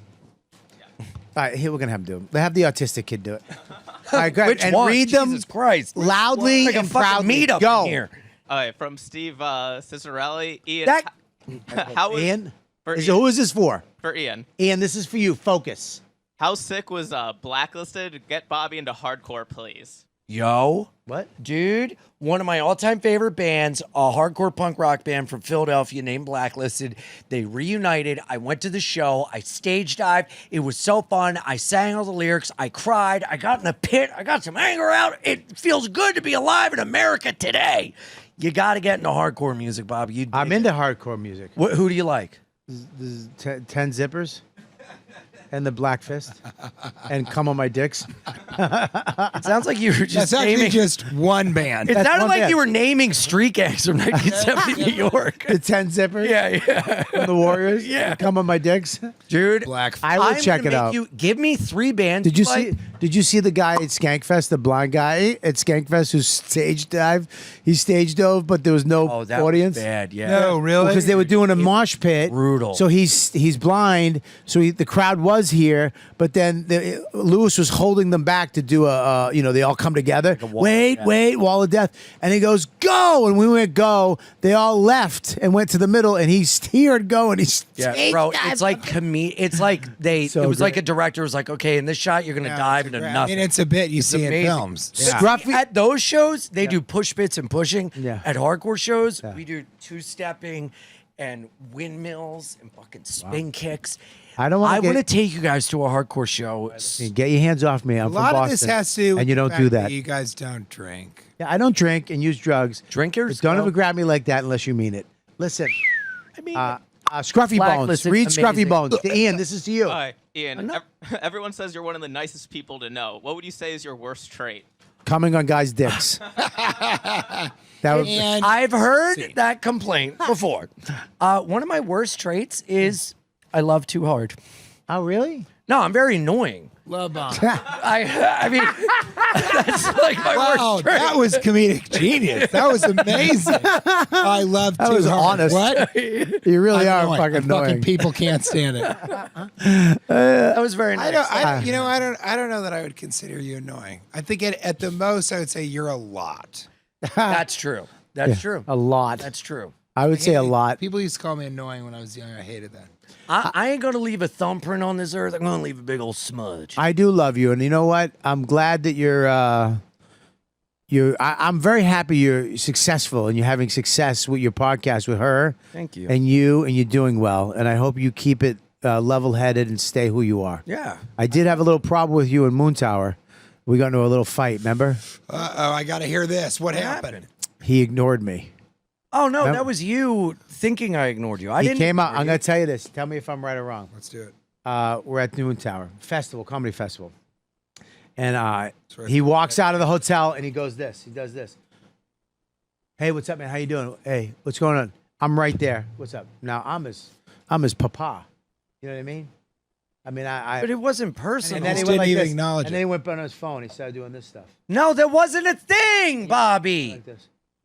And I went over to him. I go, listen to me, you cocksucker. Yeah, yeah. You, You know have what a I was festival doing? energy me again? I'm your friend. That's what you said? I said, I'm your friend. When you see me, you look at me in the eye and you come over and greet me, because that's what I would do to you. I love you. And I grabbed you and I said, you say hi You know to what me. was going on with me, and it wasn't you. Now that's I had fucking sex Boston. with a woman with a penis the night before without a condom, and I was Lucky worried I had you! AIDS. Lucky you! You can't get AIDS anymore. about you. They have AIDS pills. And I was looking. Nobody at my dies of AIDS. Find all the texts I've said where I love you. I love you, and that's why I That said to means a you, lot. Thank and I you. said to you, don't give festival on me. Be you, because you're a sweetheart. Thank you. Stay you, and that's why I'm That happy. is so badass. I don't even think I could do that. I fucking and you You're know like, what? Bob- Bobby's Don't a get guy that's festival energy. shown me through seeing your actions what boundaries are and how to stand your ground for it. Well, And I- people I like, I want to keep liking, and I Yes. like you. Ready? And I love you. TJ, That's amazing. TK Monette. Read it. All right, TJ. It's to you. Is most good comedy rooted in tragedy if recognized as a form of escapism in the face of modern death anxiety? I'm gonna throw up. I'm gonna throw up. Dude, I love how mine are like, Yeah, I know. "Here, It's just gonna here's make that simple, joke. and yours is like, TJ, here's a philosophical What the thing we've been That- pondering I do- for I do- years. I What do- the fuck? I That do was like great. that it's like everyone loves you. What's your naughty trait? Yeah. And then for me, it's like death is upon all of us. Do you look it directly in the eyes or do you try and get away from it until your parents' mortality overtakes your understanding of any ability to deny what is ultimately your fate? Read it again. Is most good comedy rooted in tragedy if recognized as a form of escapism in the face of modern death anxiety? Yeah, I think. No, I think. Listen. All comedy, to a certain extent. You tell me. You know, I don't know. Don't suck You me into tell this me. fucking You question. tell me. Is all say comedy? I don't know what a good or not, semicolon Good or is. not? You can just overuse it. Doesn't Okay, matter. hey, thanks. Ultimately, it's just if you were going to put a period, but the next sentence connects, put a semicolon. If it was going to be a colon, but it's not really the major like idea. It's a of separate the two but connected sentences. thought. There you go. Yeah, I don't even know what I that was an is. English teacher. Like Ian's hilarious, but he comes on dicks. Which is gross. I think my question. Semicolon, it's not the worst thing he does. My Semicolon. It's the third worst thing he does. have you ever ejaculated into the urethra of another man that's ejaculated? No, but the night ain't over. The night's young. The night is young. If you come into another guy's pee hole, I I'm will not that kind of guy. come down a shaft. What kind of guy is that? Do you think that good comedy or just comedy is all rooted in tragedy? Do you guys think that? I think yes. I I think it's based in fear, doubt, insecurity, love, and hate, and I think it's all. I think without tragedy, without a good. I mean, for me, comedy is coming out of fucked up shit. It's our only way to express us. Some people write poems, some people act, some people write songs. Stand-up comics tell stories and make people laugh with their bullshit. And even if you're improvising, you're going on stage and going, dude, what's up with this fucking jacket? You know what I mean? Did you steal that off of fucking Olivia Newton-John? Yeah. Where did you get that? He did it, and I bought it from her. Second City alum, Bobby. It was a fire sale. Would you get yeah, that? so you're sort of saying that, like, yeah, and no one goes into a comedy show and it's like, everything's great. My life is great. Everything in the world is great. Let's go have a laugh. I don't think that. No. Ian. Yes, thank you for calling on me. I don't think Why are you getting gayer? comedy because you've made me feel more comfortable. But you're than I've turning ever into felt. Liza Minnelli. Sorry. I think Yeah, three that more rings, comedy you'd be is not Liberace. comedy is not necessarily Sorry. Come on, Libby. Liberace. Yeah. I like it. I know you do. Go ahead. Okay. I don't think comedy is necessarily rooted in tragedy. I think comedy, for me, is rooted in truth. And there is truth in tragedy, which can be comedic. It's just a matter of finding I'm it. sorry. I think that's There's a lot of true. tease. But we're kind of saying Thanks. the same thing. But to answer that individual who, and I'm not going to pronoun them, but to answer that little fucking bitch, that sweet little pussy licking bitch, I think that, yeah, some of the best the best things that I've ever done are sort of, I call them comedy of substance, but it's tragic comedy, which is the thing that we did in Philadelphia. And it's like, yeah, and modern death anxiety, if you really think about it, there's nothing after this, and it's really hard to make religion real or actually believe in it. And so death now means something very different than it ever has before, at least since sort of Greece and the Epicurean approach to it. But yeah, it's like the comedy's really good when it erases or really reminds you, forget escapism. Instead of saying, forget about death, it sort of says, this is the reality of how tragic our existence is, but it's kind of hilarious. Yeah. It's sort of fucking ridiculous. So let's laugh at it. So that's the answer. Praise Jesus. And some people find me awfully annoying when I'm on their DIC. Okay. Waka, We're all fucking getting gayer. waka. Hey, don't be fucking straight now. Fucking lure us into being gay and then you turn alpha. Fucking Muppet. That's what Sherrod Small told me. We got an Aaron from Rhode Island. I have to. Come on, we're quick. We're almost done. Go ahead. Go. Hanukkah begins at sundown on December 7th. Who grew up the most Jewish, Ian, TJ, or Bobby? It's probably me because I don't pay my podcast producers very well. That was his joke at the end. Yeah, that was his joke at the end. I thought that was pretty Probably who? He said it's probably me as himself. I think he thought Bobby was going to read the question. Well, Bobby, you want to read it? Or Robert, sorry, do you want Yeah. to read it? Well, I mean, first of all, my podcast producers fuck up all the time. They don't deserve the money I give them. Right, Max? Yeah, that's true. I listened to like an episode or two before I came, and that you said that sticks out in your podcast that you're like, these fucking idiots. I mean, let me tell you something. He put an ad up that had no bad sound, and he put it up, and I says, why would you put it? I says to him, why would you? Was it bad when you heard it? He goes, yeah, it wasn't that good. I go, then why wouldn't you say we need to do it over? He goes, I just thought we could do it. What are you doing? Oh, it's Liz. Is that Liz? Dude, I have to go. Yeah. All right, Liz. All right, Ian. Oh, Ian. Now, goodbye. He got yelled at by Liz. One more time about the special. Oh, thanks. December 3rd, The Cutting Room, New York City. 2 shows, 7 and 9:30. IanFidance.com. I love you guys so much. Thank you. Sorry, Bobby. Vouch for me that I'm not in trouble. Thanks. Bye. My speaker now. What are you doing? You just hit the kid. Say sorry. I fucking wanted him to react. I mean, that's terrible. Now that's a JBL gift to yourself. Bye, buddy. That's why he comes on dicks. He's not a good person. All right, listen. What do you think about that guy, really? I really do love him. I'll tell you, he came here with Stavros' friend, and he was at the Comedy Cellar Christmas party. Not supposed to be there. He's not. It doesn't work. It doesn't even work in the city. Yeah. Doesn't even work. Just came to the city. New comic, sitting there eating away, plate full of fucking food. And I went to Liz. I go, Liz, that's Stavros' friend. I go, I want you to go over there and kick him. I want you to go, who are you? And I want you, when he tells you who he is, I want to go, are you a and then when you go, you got to go. This is a Comedy Cellar Christmas party. Are you supposed to be here? And let him answer. And she walked over and he's like, hey, hi, what's your name? He's like, hi, Ian Fidance. Are you a comedy? Are you work at the comedy? Oh no. It's a perfect impression, but Plate of food. I mean, fucking food in his mouth. He is so happy. She goes, do you work at the comedy? No, I don't. Not yet. I mean, I would. I hopefully someday. She goes, you gotta go. He was like, okay. Oh no. Okay. And he pushes the food. Okay, I'm sorry. And I walk over behind him. And he went, fuck me. Yeah, that's so amazing. Why, dude? It was one of the greatest things, and I was so happy. Because he felt like he was in. Because you feel if I say this, people always say Patrice and blah blah is an asshole. If he doesn't say something to you, that's the meanest thing that he can say. That's the meanest thing you could do.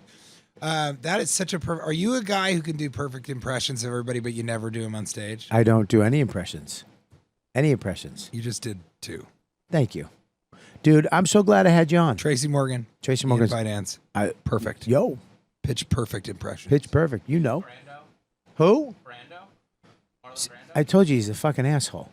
I mean, you Asshole. literally said 2 things. I say thank you, He and stopped then doing that when he cut all the weight, you and motherfucker. he yells out Marlon Brando. You've done it on other episodes. Shut up. Oh, I should pay you $2. It's part of your charm. How do you like doing the podcast? Well, seeing as I don't make a lot of money on it, I love it because it's out of love. Yeah, right, exactly. No, I love doing the podcast. I like the way we're doing it now. It's less people. I used to do it like 5 or 6, sometimes 8, and it was kind of surprised. It was a run and gun. It was a little hectic. Now it's a little more. It's a little funner. Yeah. I have people on that I want to do. It's a little slower, and I still love it. And I love these guys I work with. They're fucking great. They're all young comics. I've seen them get better in the last year. A lot better. No, they're not good, but better. I use the word better. You know what I mean? They're never going to make it. Like, they're literally their dreams, it's not going to happen. Like, after this, they're back to whatever they did. Now I hear Ian, in the back of my head saying, it's funny because it's true. Yeah. It's really in truth. I wanted to ask also, so when you kind of do stand up now, you said, I think you were almost about to say, the Fat Black Pussycat is packed out. It's you go on, you do that. Are you still sort of like that? If you're in a room, it's a good audience, maybe even not a great audience. Do you still want to get up, do the spot, have a set? No, not as much. Why? No. When did that change? It's always been that way for me. Like when I had to do comedy as a job, I had to do it. I had to go to these places and work these rooms and work all those shows and I would push through it. Like right now I'm pushing through a new hour and trying to become better. So I hate it. Because I have a couple new jokes. And this weekend was the first weekend at so comics come home.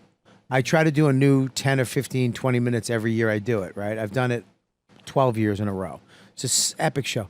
So I got to do a new set. So I had 2 new jokes that one I wrote this year. One was a year and a half old or something like that. And it was, I went up and did those jokes and they crushed. And I was like, they're completed. You know what I mean? It made me feel good. Like I have 2 jokes, because the way I write jokes, it takes years for a joke to become a joke. I don't write setup, punch, tag. I'm going to tell a story and then I'm going to detail the fuck out of it and then I'm going to polish it up and I'm going to make it big as fuck and then I'm going to shrink it and then I'm going to make it big again and then it's going to be perfect. You know what I mean? Stories have to happen. Also. I get laughs, bing, I grab your fucking neck and I hold on to it until the end of my show. You know what I mean? Or my end of my joke. I don't like to give you a breath. I like to just step on their necks, bing, bing, bing, bing. That's my style. And it takes a long time to get that. I just can't write you see what happened in the news today. I can't do that. It's not my thing. I admire people who do it, but I don't do it. So comedy for me is fucking terrible and hard and awful until I get to the point where I have that hour that is done. And I'm like, and then I enjoy it for a little bit, and then I usually kind of fucking fall out of it. And I gotta come up with something new again, Like I don't every once in a while I'll do an hour and I'm like, I am fucking good. Yeah. Every once in a while I'll do an hour and I'm like, dude, I'm a fucking motherfucker at this. Beast, you're a beast. But a lot of the times I'll be like, fuck. Like Colin Quinn says it. He goes, if you don't walk off stage kind of fucking, I did that joke. Shit. I did that, or I said this. That you're not a comic. We walk off stage going, fuck. A lot of the times. Like, fuck, I could have done that. I did that old joke. I said that hack thing to him.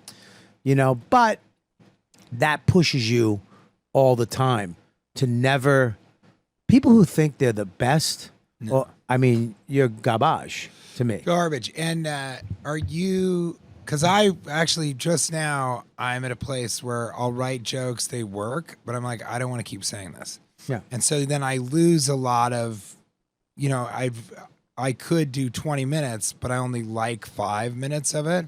So I discard the rest, and I'm looking for a story like my Aristocats story. Right. So then, of course, because I'm me, I do want to ask, how much do you improvise? Do you improvise at all? Are you riffing day I go up in the front and I fuck around all the time. I always go up in the front and because I kind of get a cast of people that are going to be in my show. Yeah, which is great. That I think is the highest form of sort of improvisational stand-up. Yeah, I go up and get a little cast. You guys are, and I know you can't because you're dead.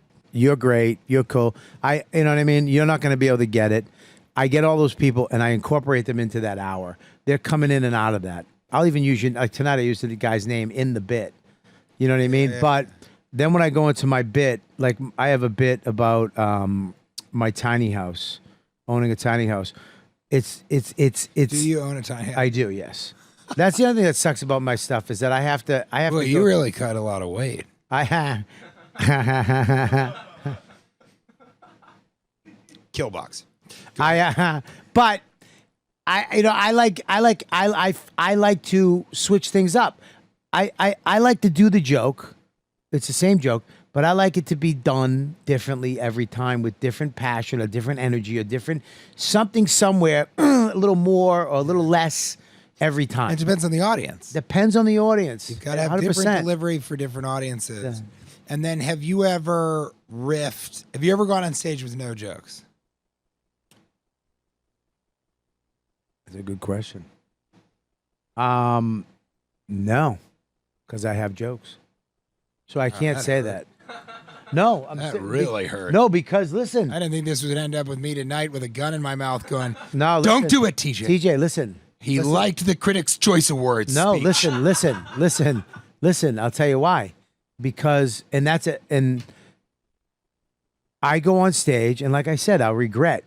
You go on stage, just hanging out, doing your shit, and then when it goes bad or something starts to feel a little off, I can just go to that joke, which I think kind of sucks sometimes because I think in this stage of the game now, I have to kill because I'm getting paid to kill, and that's my job. I don't have money. Like if I had fucking $1 million in the bank where I could just take a year off and fuck off and go and do stuff, and that's an excuse, by the way. I can do this, but it's an excuse. I would go and just fuck off. I would love to just go on stage with a thought and do it. But I like telling jokes. I like telling stories with details and punchlines. That's my way of doing it. Like you do. You go up and fucking do whatever and freestyle. I love that about you. That's one of the things I love, that you just go the fuck off. You're going down a road and I don't know where the fuck it's going to end. I love that about you. I love Gary Gulman. He's one of the best joke writers out there, and it's so crystal fucking precise and smart. I love it. Colin Quinn can take any topic and break it down to the fucking truth of it to make you laugh. So for me to be able to go up there and the jokes are there. So it's like I don't think I could just go up there and go off for an hour because I would be scared at one point and go, I need to get a laugh. And I think actually I sort of, with the flip side of that, sometimes I have some material and I'll ditch that in favor of improvisation. Yeah. Because I'm like, what I wrote is not, so out of, maybe fear, maybe comfort, maybe cowardice, I'll recede into just riffing. Yeah. And not even crowd work. I have been like, fuck this, I'm going to go into the crowd. But I'll go into okay, that's not working, and I'll break the fourth wall. And there isn't a fourth wall. That's why I hated improv. I love doing it, but I hated that. If you were bombing an improv, the audience had to pretend this was going to be fine. Everybody in the improv group had to pretend that it's fine. And there's just this sad moment of them bombing, and the audience being like, ugh. And no one in the improv team can be like, hey, this isn't going well. Yeah. So we're going to move on to the next thing. So I'll do that in favor of trying to make my next sort of weak joke work. Right. So I'm always fascinated by the people that can go up and they've done this joke 1,000 times, and what they're trying to figure out is if you should say and or also or whatever it is in terms of that. Yeah, I'll try to fuck it up every day, but I used to, when I hosted here, I would go up and improv and kill, but my jokes I couldn't go back to my act. I had to stay into that. So I started going on the road, and I was like, oh fuck, if I went into my improv and started fucking with the crowd or just going off, it was so much better and fresh, and that when I went back to the joke, it was like, what? So my goal was this, and I've pulled it off a lot of the times.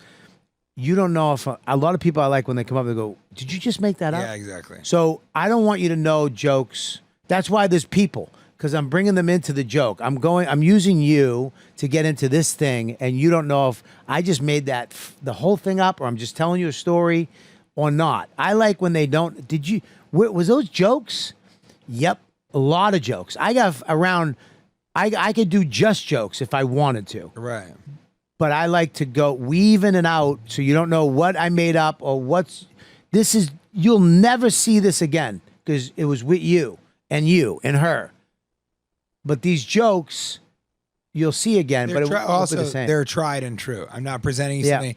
And that's, Pete Holmes used to be great at this. I don't know what he's like now. But I talked to him, and I do believe the best would be if you have a huge Rolodex of just all the bits you've written over 10 years, 20 years, whatever. And then you're riffing until you get to a logical moment to go into the joke. Yeah. And that's why I use that joke. I've done that. I did that a couple times. I think that is really, really cool. The thing about that is like I feel guilty about doing an old joke that I've done. But, again, like I've talked to Quinn about this, who's my kind of guy, you know what I mean? I look at who I'm like, wow. It's like, sometimes you got to go back into that. You can go back into that joke and bring it out. And it's fun and fresh, maybe, because you haven't done it in 2 years. Well, comedy's become rock and roll, which kind of sucks. Because now, like, I've seen that joke. Let's hear that joke. Yeah, it's not like where it's like, oh, dude, I heard that before. It's like, okay, I get it. And comics are putting out a new hour of material every year because that's how they make their money, and Netflix makes their money. So it's a weird time where I think back in the day, an hour took 3 years. Yeah, exactly. And Nate Bargatze, I remember I saw him drunk in a bar somewhere. He's like, I don't believe in this Louis C.K. thing. It shouldn't take you a year to make. It should take you 2 years, 3 years, as long as it takes to perfect it. Yeah. Obviously that worked, but also Netflix is pushing him to do this. So I agree with you, but for me, especially with what I do, I can do the Spokane special, the stand. Yeah, but nobody's doing what you're doing. Like I'm doing kind of. Because it's not great. No, I don't think so, dude. I think. Quiet back there. Seriously, be quiet. I don't, dude. I look at, man. You're unique to what you do, man. Thank you. There's a lot of people doing the same shit right now.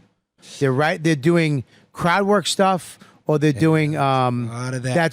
That's not good. No, it's There- a lot of there- that, and they didn't do crowd work before, but now they got to get clips, and everybody's hunting Yeah. for clips. Favorite thing about being a New York comic now, Yeah. sort of where you are in your own empire, you're one of the kings, all that, and least favorite thing about being a New York comic now. Well, the Arabs. No, I'm kidding. I mean, like we were talking about, the whole Palestine thing. Jesus Christ. I'm kidding. You told me Yeah, not to talk about it. Off camera, the stuff you were saying earlier, No, off no, camera, no, about how they should kill them No, all. But I that's the forget one- which one did you say, TJ? Can I Did say- you say which side? Did you That's say the they one should thing kill I them love all? about New York City is that when you look out into the crowd, it's fucking everybody. You got Jews, you got Arabs, you got black, you got Puerto Rican, you got white, you got Filipino. all of. Well, not too many of those, but I mean, you really do. We had a clip where there was German next to Jew, next to Arab, next to. I mean, everybody was in the crowd, especially at the Cellar. It's a place where the world Because everybody comes. came from all over the world to go to. and they laugh at it, and it's so I don't know if there's anything bad about New York City. To me, is I've always said it. You want to be a stand-up comic, you move to New York. You want to be famous, you go to LA, and that's not a bad thing. There's two. You want to be the best. There's two things. Coincidentally, they're both the only art forms that were invented in America: stand-up comedy and jazz. Those two things, if you want to be the best in the world, New York. not in the United States, in the world, Paris fucking jazz musicians, if you can really do it, if you really want to do it, move to New York. Same everywhere in the world. So, and yeah, musicals also were fucking, and yes, Zydeco. But stand-up comedy and jazz, the best people in the world are doing it here. Yeah. And you know how much money they're making? Nothing. Yeah. Nothing. Making fucking $25, $75, $150. That's it. And they're doing multiple sets. And the jazz musicians, I'm taking him to this jazz club called Mesro. My buddy owns it. It's amazing. Those guys do 3 sets in a night and they walk home and they're amazed that they made $500. Yep. It's the most. And they are so good that during the pandemic, I went to Mesro and I surprised Kate for our anniversary. And I rented out the club because everybody, it's pandemic. And I said to Spike, I go, do you want to can it be your trio? Do you want to play? He's like, TJ, it's the pandemic. Okay. Nobody's working. I'm going to get you some of the best jazz musicians in the world. And it was so real that I go, whoa. And he said again, in the world. And then we went, and these fucking guys, it was just a trio. It was a bass player, a drummer, and a piano player. They played and we couldn't fucking believe it. And then they're like, do you have any, a request or something? And Kate goes, I love Chet Baker. Can you play? And before she finished the sentence, he went into My Funny Valentine, which I don't know a lot about jazz. Kate knows it. Went into My Funny Valentine. And I swear to God, both of us started crying like within a minute or two. I started like for reals crying, like can't stop. So why am I trying to hide it as a man? And it was so fucking real. And I realized like, this is true. And then I think like a while later, I went and I saw Attell here murder. And then I saw him go up at the stand late night and have a really rough set. Yep. And it was still fucking incredible. And I was like, this is it. This is why I'm here. This is why we come here. If I can even include myself in the we. Absolutely. This is why we come here, because you can do it at the highest, most elevated form. And also you have to do the work. You have to do the work. And if you think any of these people don't do the work, then watch Godfrey after he's murdered, closed every set all week, then go to Indiana and have a pretty fucking rough show. Yeah. On the first. And then show you Saturday. scream at white girls all night talking. long afterwards. Shut the fuck up. No. Yeah. No, you're right. I think it's well said. Godfrey, Attell, Quinn, Norton. Even the younger guys too.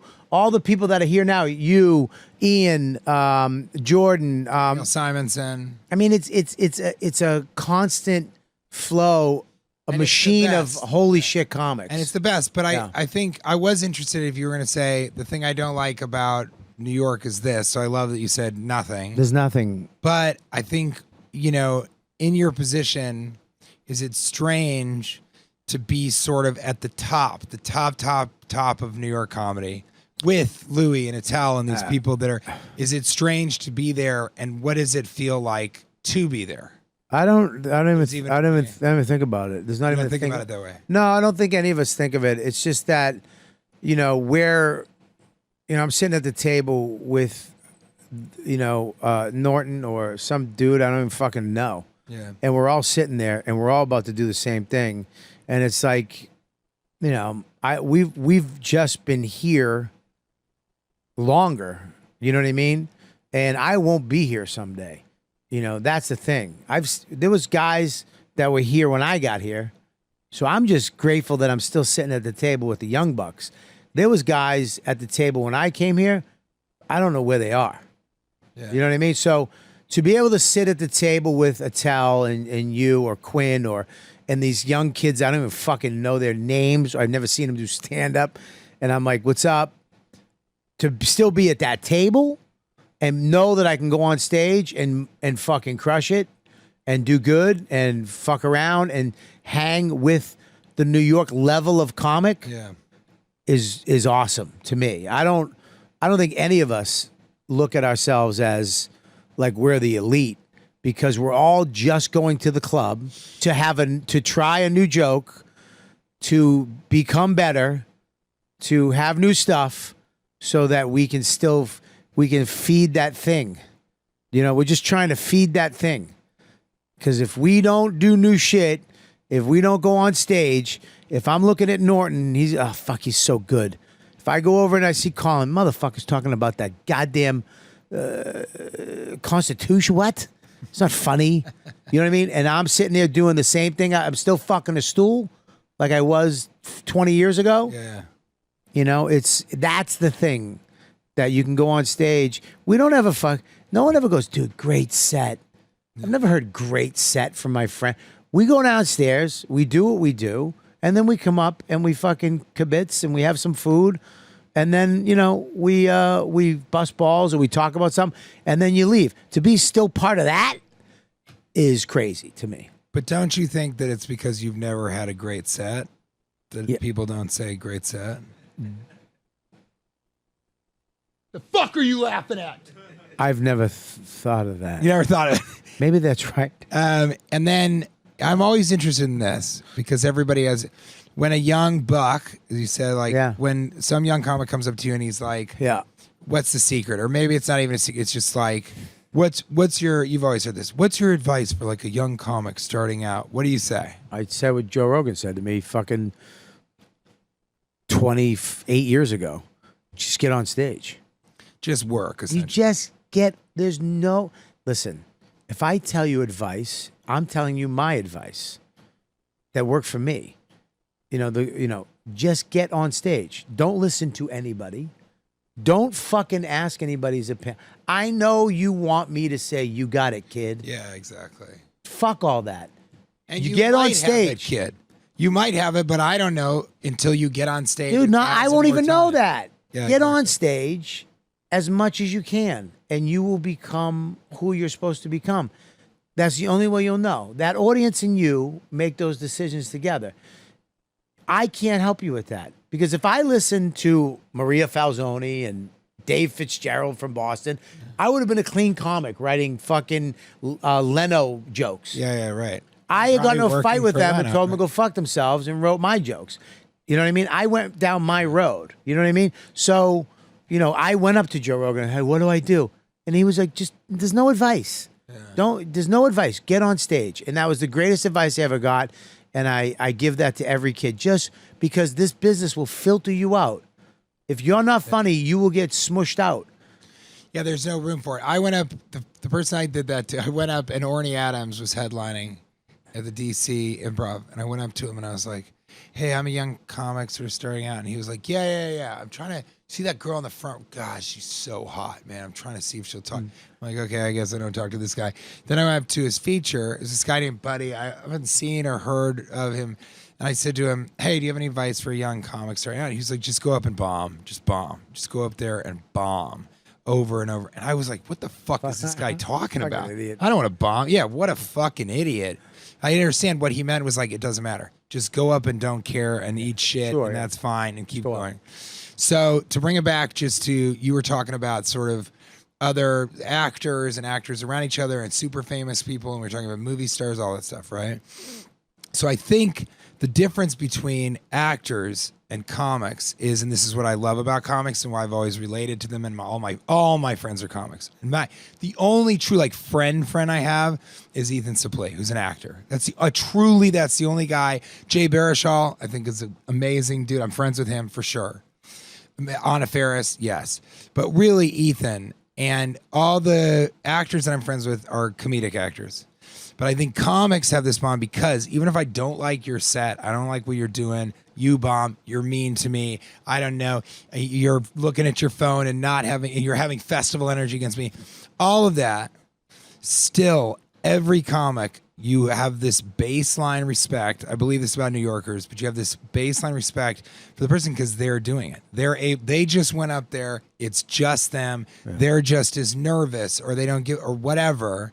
And so because of that, you have this sort of respect. And anytime you get somebody who's like, "They fucking suck. Are you kidding me?" Especially in the cellar, but everywhere, I fucking hate anyone who says that. You're like, you suck. Actually, you're the dude who sucks because you're trying to act like, I'm going to dismiss that guy. That guy just got up into the same thing without anybody that you're about to do, and you can also suck, and you also might eat shit, and so because of that, to me, comics, that's the most interesting fraternity of any artist, because painters, my wife's an installation artist, painters don't have that with each other. Maybe they go, oh God, when I'm painting, it's so do it. But it's not right there in front of people where you can have a room of silence and feel like you want to kill yourself on stage. And then you have to crawl off and hope that you can either get another set or that you can get drunk enough to forget how bad that went, to wake up and go, what the fuck happened last night? Well, let's do it again tonight and hopefully it's better. Yeah. Well, comics too is when you fucking die and bomb, the first thing you do is call another comic because we're like, yeah, dude, we're fucking, yeah, I just bombed too. I mean, me and Voss would call each other coming back from shit gigs, shit audience, no tickets sold, driving hours back in our fucking cars, just talking in about our Nissan Sentras. Yeah, I mean, seriously, fucking Honda Accords. Yeah. And we would just be like, dude, fucking, I had this and that and this motherfucker. And we would just crack up about where we were The waitress told me to be quiet because I'm interrupting her chicken tender order. Oh, dude. I'm like, can we not do? She's like, shh, I'll be done in 1 second.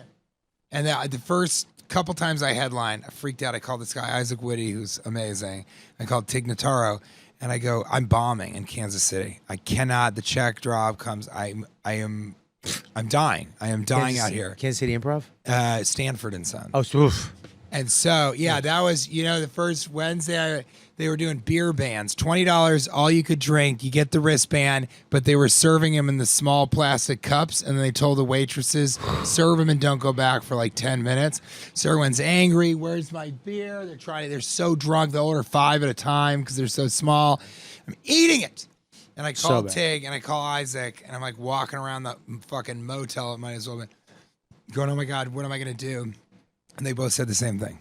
They both went, yeah, unfortunately, the only way to learn how to headline is to headline. That's it.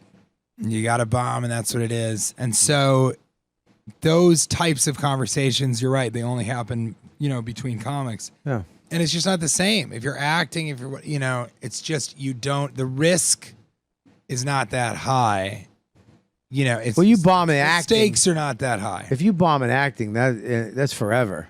You bomb in comedy, it's just that night. It's that night, right? It's just that, and you got another show coming up. You know what I mean? Yeah, and you got to do it. And in New York, but that heroin thing, I always thought about you saying that because in New York, they say chasing the dragon. In New York, I will. I'm not happy about that set. I got to figure out where to get another one. Yep. Are you guys still performing at the Stand? Can I get up over there? What's still going on? Is the strip still happening? Are they doing, auditions tonight? It's Tuesday. Can I get up? The only reason I didn't work the Cellar for a long time, and I live near here, that's part of it, but the only reason I really, really wanted to be a Comedy Cellar comic was because they were the ones that, one more show.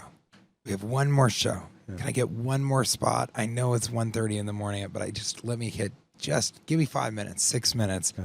That's when I started understanding that in New York. That's when I really connected with your analogy of that sort of heroin like sort of component or element to stand up. Yeah. And I do absolutely want to say that, like, to have that respect as a comic, it's like you considering me a comic, Louis sort of being like, yeah, of course you consider this is for comics. Yeah. But also, it's just that is more to me and always will be than any movie star or director. I've worked with Steven Spielberg, and I cannot say how much it means to me. The things that he said to me. Well, of course it was you. We wrote all that is incredible. But a great comic, a legendary comic, sort of being like, yeah, man, oh, that's funny. That's hilarious. Yeah, I love that. I love it. Oh. That to me is the highest form of sort of veneration that I could ever hope for. Yeah. And so it's incredible that you asked me to be on your podcast with such shitty producers. Yeah. I mean, they don't give a fuck. They're looking at their phones. They don't give a shit. They don't give a fuck about you. That's for sure. They're looking at you as a gateway drug. They're saboteurs. Yeah. They will. If you said, hey, I'm doing a podcast tomorrow, I need 3 producers, they would leave me tomorrow to be with you. 5 seconds. And I guess I didn't want to do it. I didn't want to announce it on the show. But you're pretty sure, huh, dude, is my podcast. It's coming up. We're going to start it tomorrow. You're pretty sure, huh, dude? Yeah. That's such a better name. You're pretty sure, huh, dude? I got these 3 guys on it. I'm paying them big bucks. Good. And give them sugar. And I have a throne that's just a little bit smaller. Dude. It's still pretty good, though. I love you, man. I'm so glad you came on. It was so fun. And I'm so glad that we got to hang out a little bit. And now that I'm gonna start a podcast because I want to invite you on it. Dude, I would love to come on your podcast. I don't have one really. Look at this. You're all over the fucking I'm all over the place. TJ Miller does not have a website.com. House of Comedy, going to Grand Rapids for no reason. Traverse City, who the fuck knows what's going on there? Why is there a little dude with a balloon coming down your site? That's the most adorable. A hamster, yeah. I love that. What is that? It's a little hamster on a balloon. And you can play with him? Sure. Dude, you are so fucking interesting. It makes me sick to my fucking stomach. It's great. Who does that? Is that you? You know who does that? Not super funny, but very interesting. You're fucking hilarious. Thank you, man. I loved being on this. TJ Miller does not have a website.com. Do me a favor. I'm on TikTok. Yes. All that stuff. Of course. Subscribe to my YouTube because we got specials coming out. There's already specials up there. Wait till you see Philadelphia and Chicago and the European tour. All of that's coming out. But most of all, listen to this podcast. I know you just did. Yeah, they watch this podcast a second time. Listen to me. I want to make sure that you go to his stuff, go to Ian's stuff. Make sure you check out Ian's special and fill up the room for him if you can. If you see this, buy the tickets, get it, because it's very important to us to pack those rooms up when we shoot these specials. We need you don't want empty seats, and I've seen it. I've seen comics have empty balconies, and don't do that. Just go out, buy the ticket, support that show. Make sure you go, guys. What do you got? Go quick. Max Marcus Comedy, all social media. Faster. At Danny Braff on Instagram. The Cheese Show on YouTube. Eric, what do you have? Too slow. And also lower your voice. Yeah, exactly. At Eric Farmer. Do me and RobertKellyLive.com. Go to buy all my tickets. I'm touring until next year, and then I'm everywhere. Comedy Works, Improv, The Port. I'm at the Brewery Live. Comedy Works. I'm all kinds of stuff. So please go there, get your tickets, and support me there. Bonfire every day, of course. Monday, Tuesday, Wednesday, Thursday. Fucking amazing. Bonfire. You on there. It's so amazing. I would love to, dude. But Big J and you is like the perfect. I love that guy. And I love Soder to death because we're both Colorado kids. But yeah, I think you're a lot funnier. I do. Whoa, better looking. All right, don't say better looking. Yeah, okay, you can say that. Better pedigree. Yeah, I'm a better pedigree. Better body. Can I Thanks. plug Ian States for him real quick? What'd you say? Can I plug Ian States? Yeah, of course you can. It's going to be in Louisville, Kentucky, Homestead, Pennsylvania, New York City, Philadelphia, Calgary. They stopped listening after 4. Hey, listen. Don't say Homestead. It's in Pittsburgh. It's the Pittsburgh Improv, right? Oh, my knee. Yes. All right, I got to go eat something. I'm feeling peckish.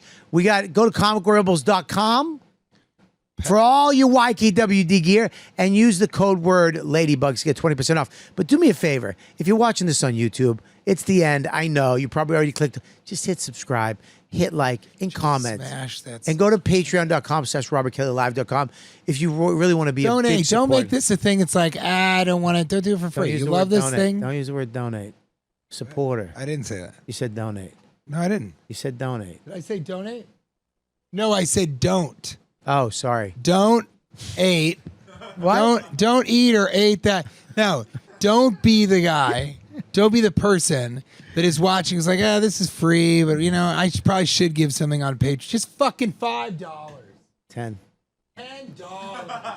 You do 25 as a thing. Once a month. $20. Just give a little bit of money for something as great as this. I think that's really important. You guys are the best. Cashing In with TJ Miller is my podcast. Host Cash Levy. He's doing an interview show. It's a tough time getting guests. I've been the only guest on it for 7 years. Cashing In with TJ Miller. Thank you for having me on. Thank you for coming on. We'll see you guys next He's week. feeling peckish, and when he doesn't get food, he stinks. You know what, dude? Podcast. See you next week. You've been listening to the YKWD podcast. Thanks for listening. Now go back to your shitty jobs.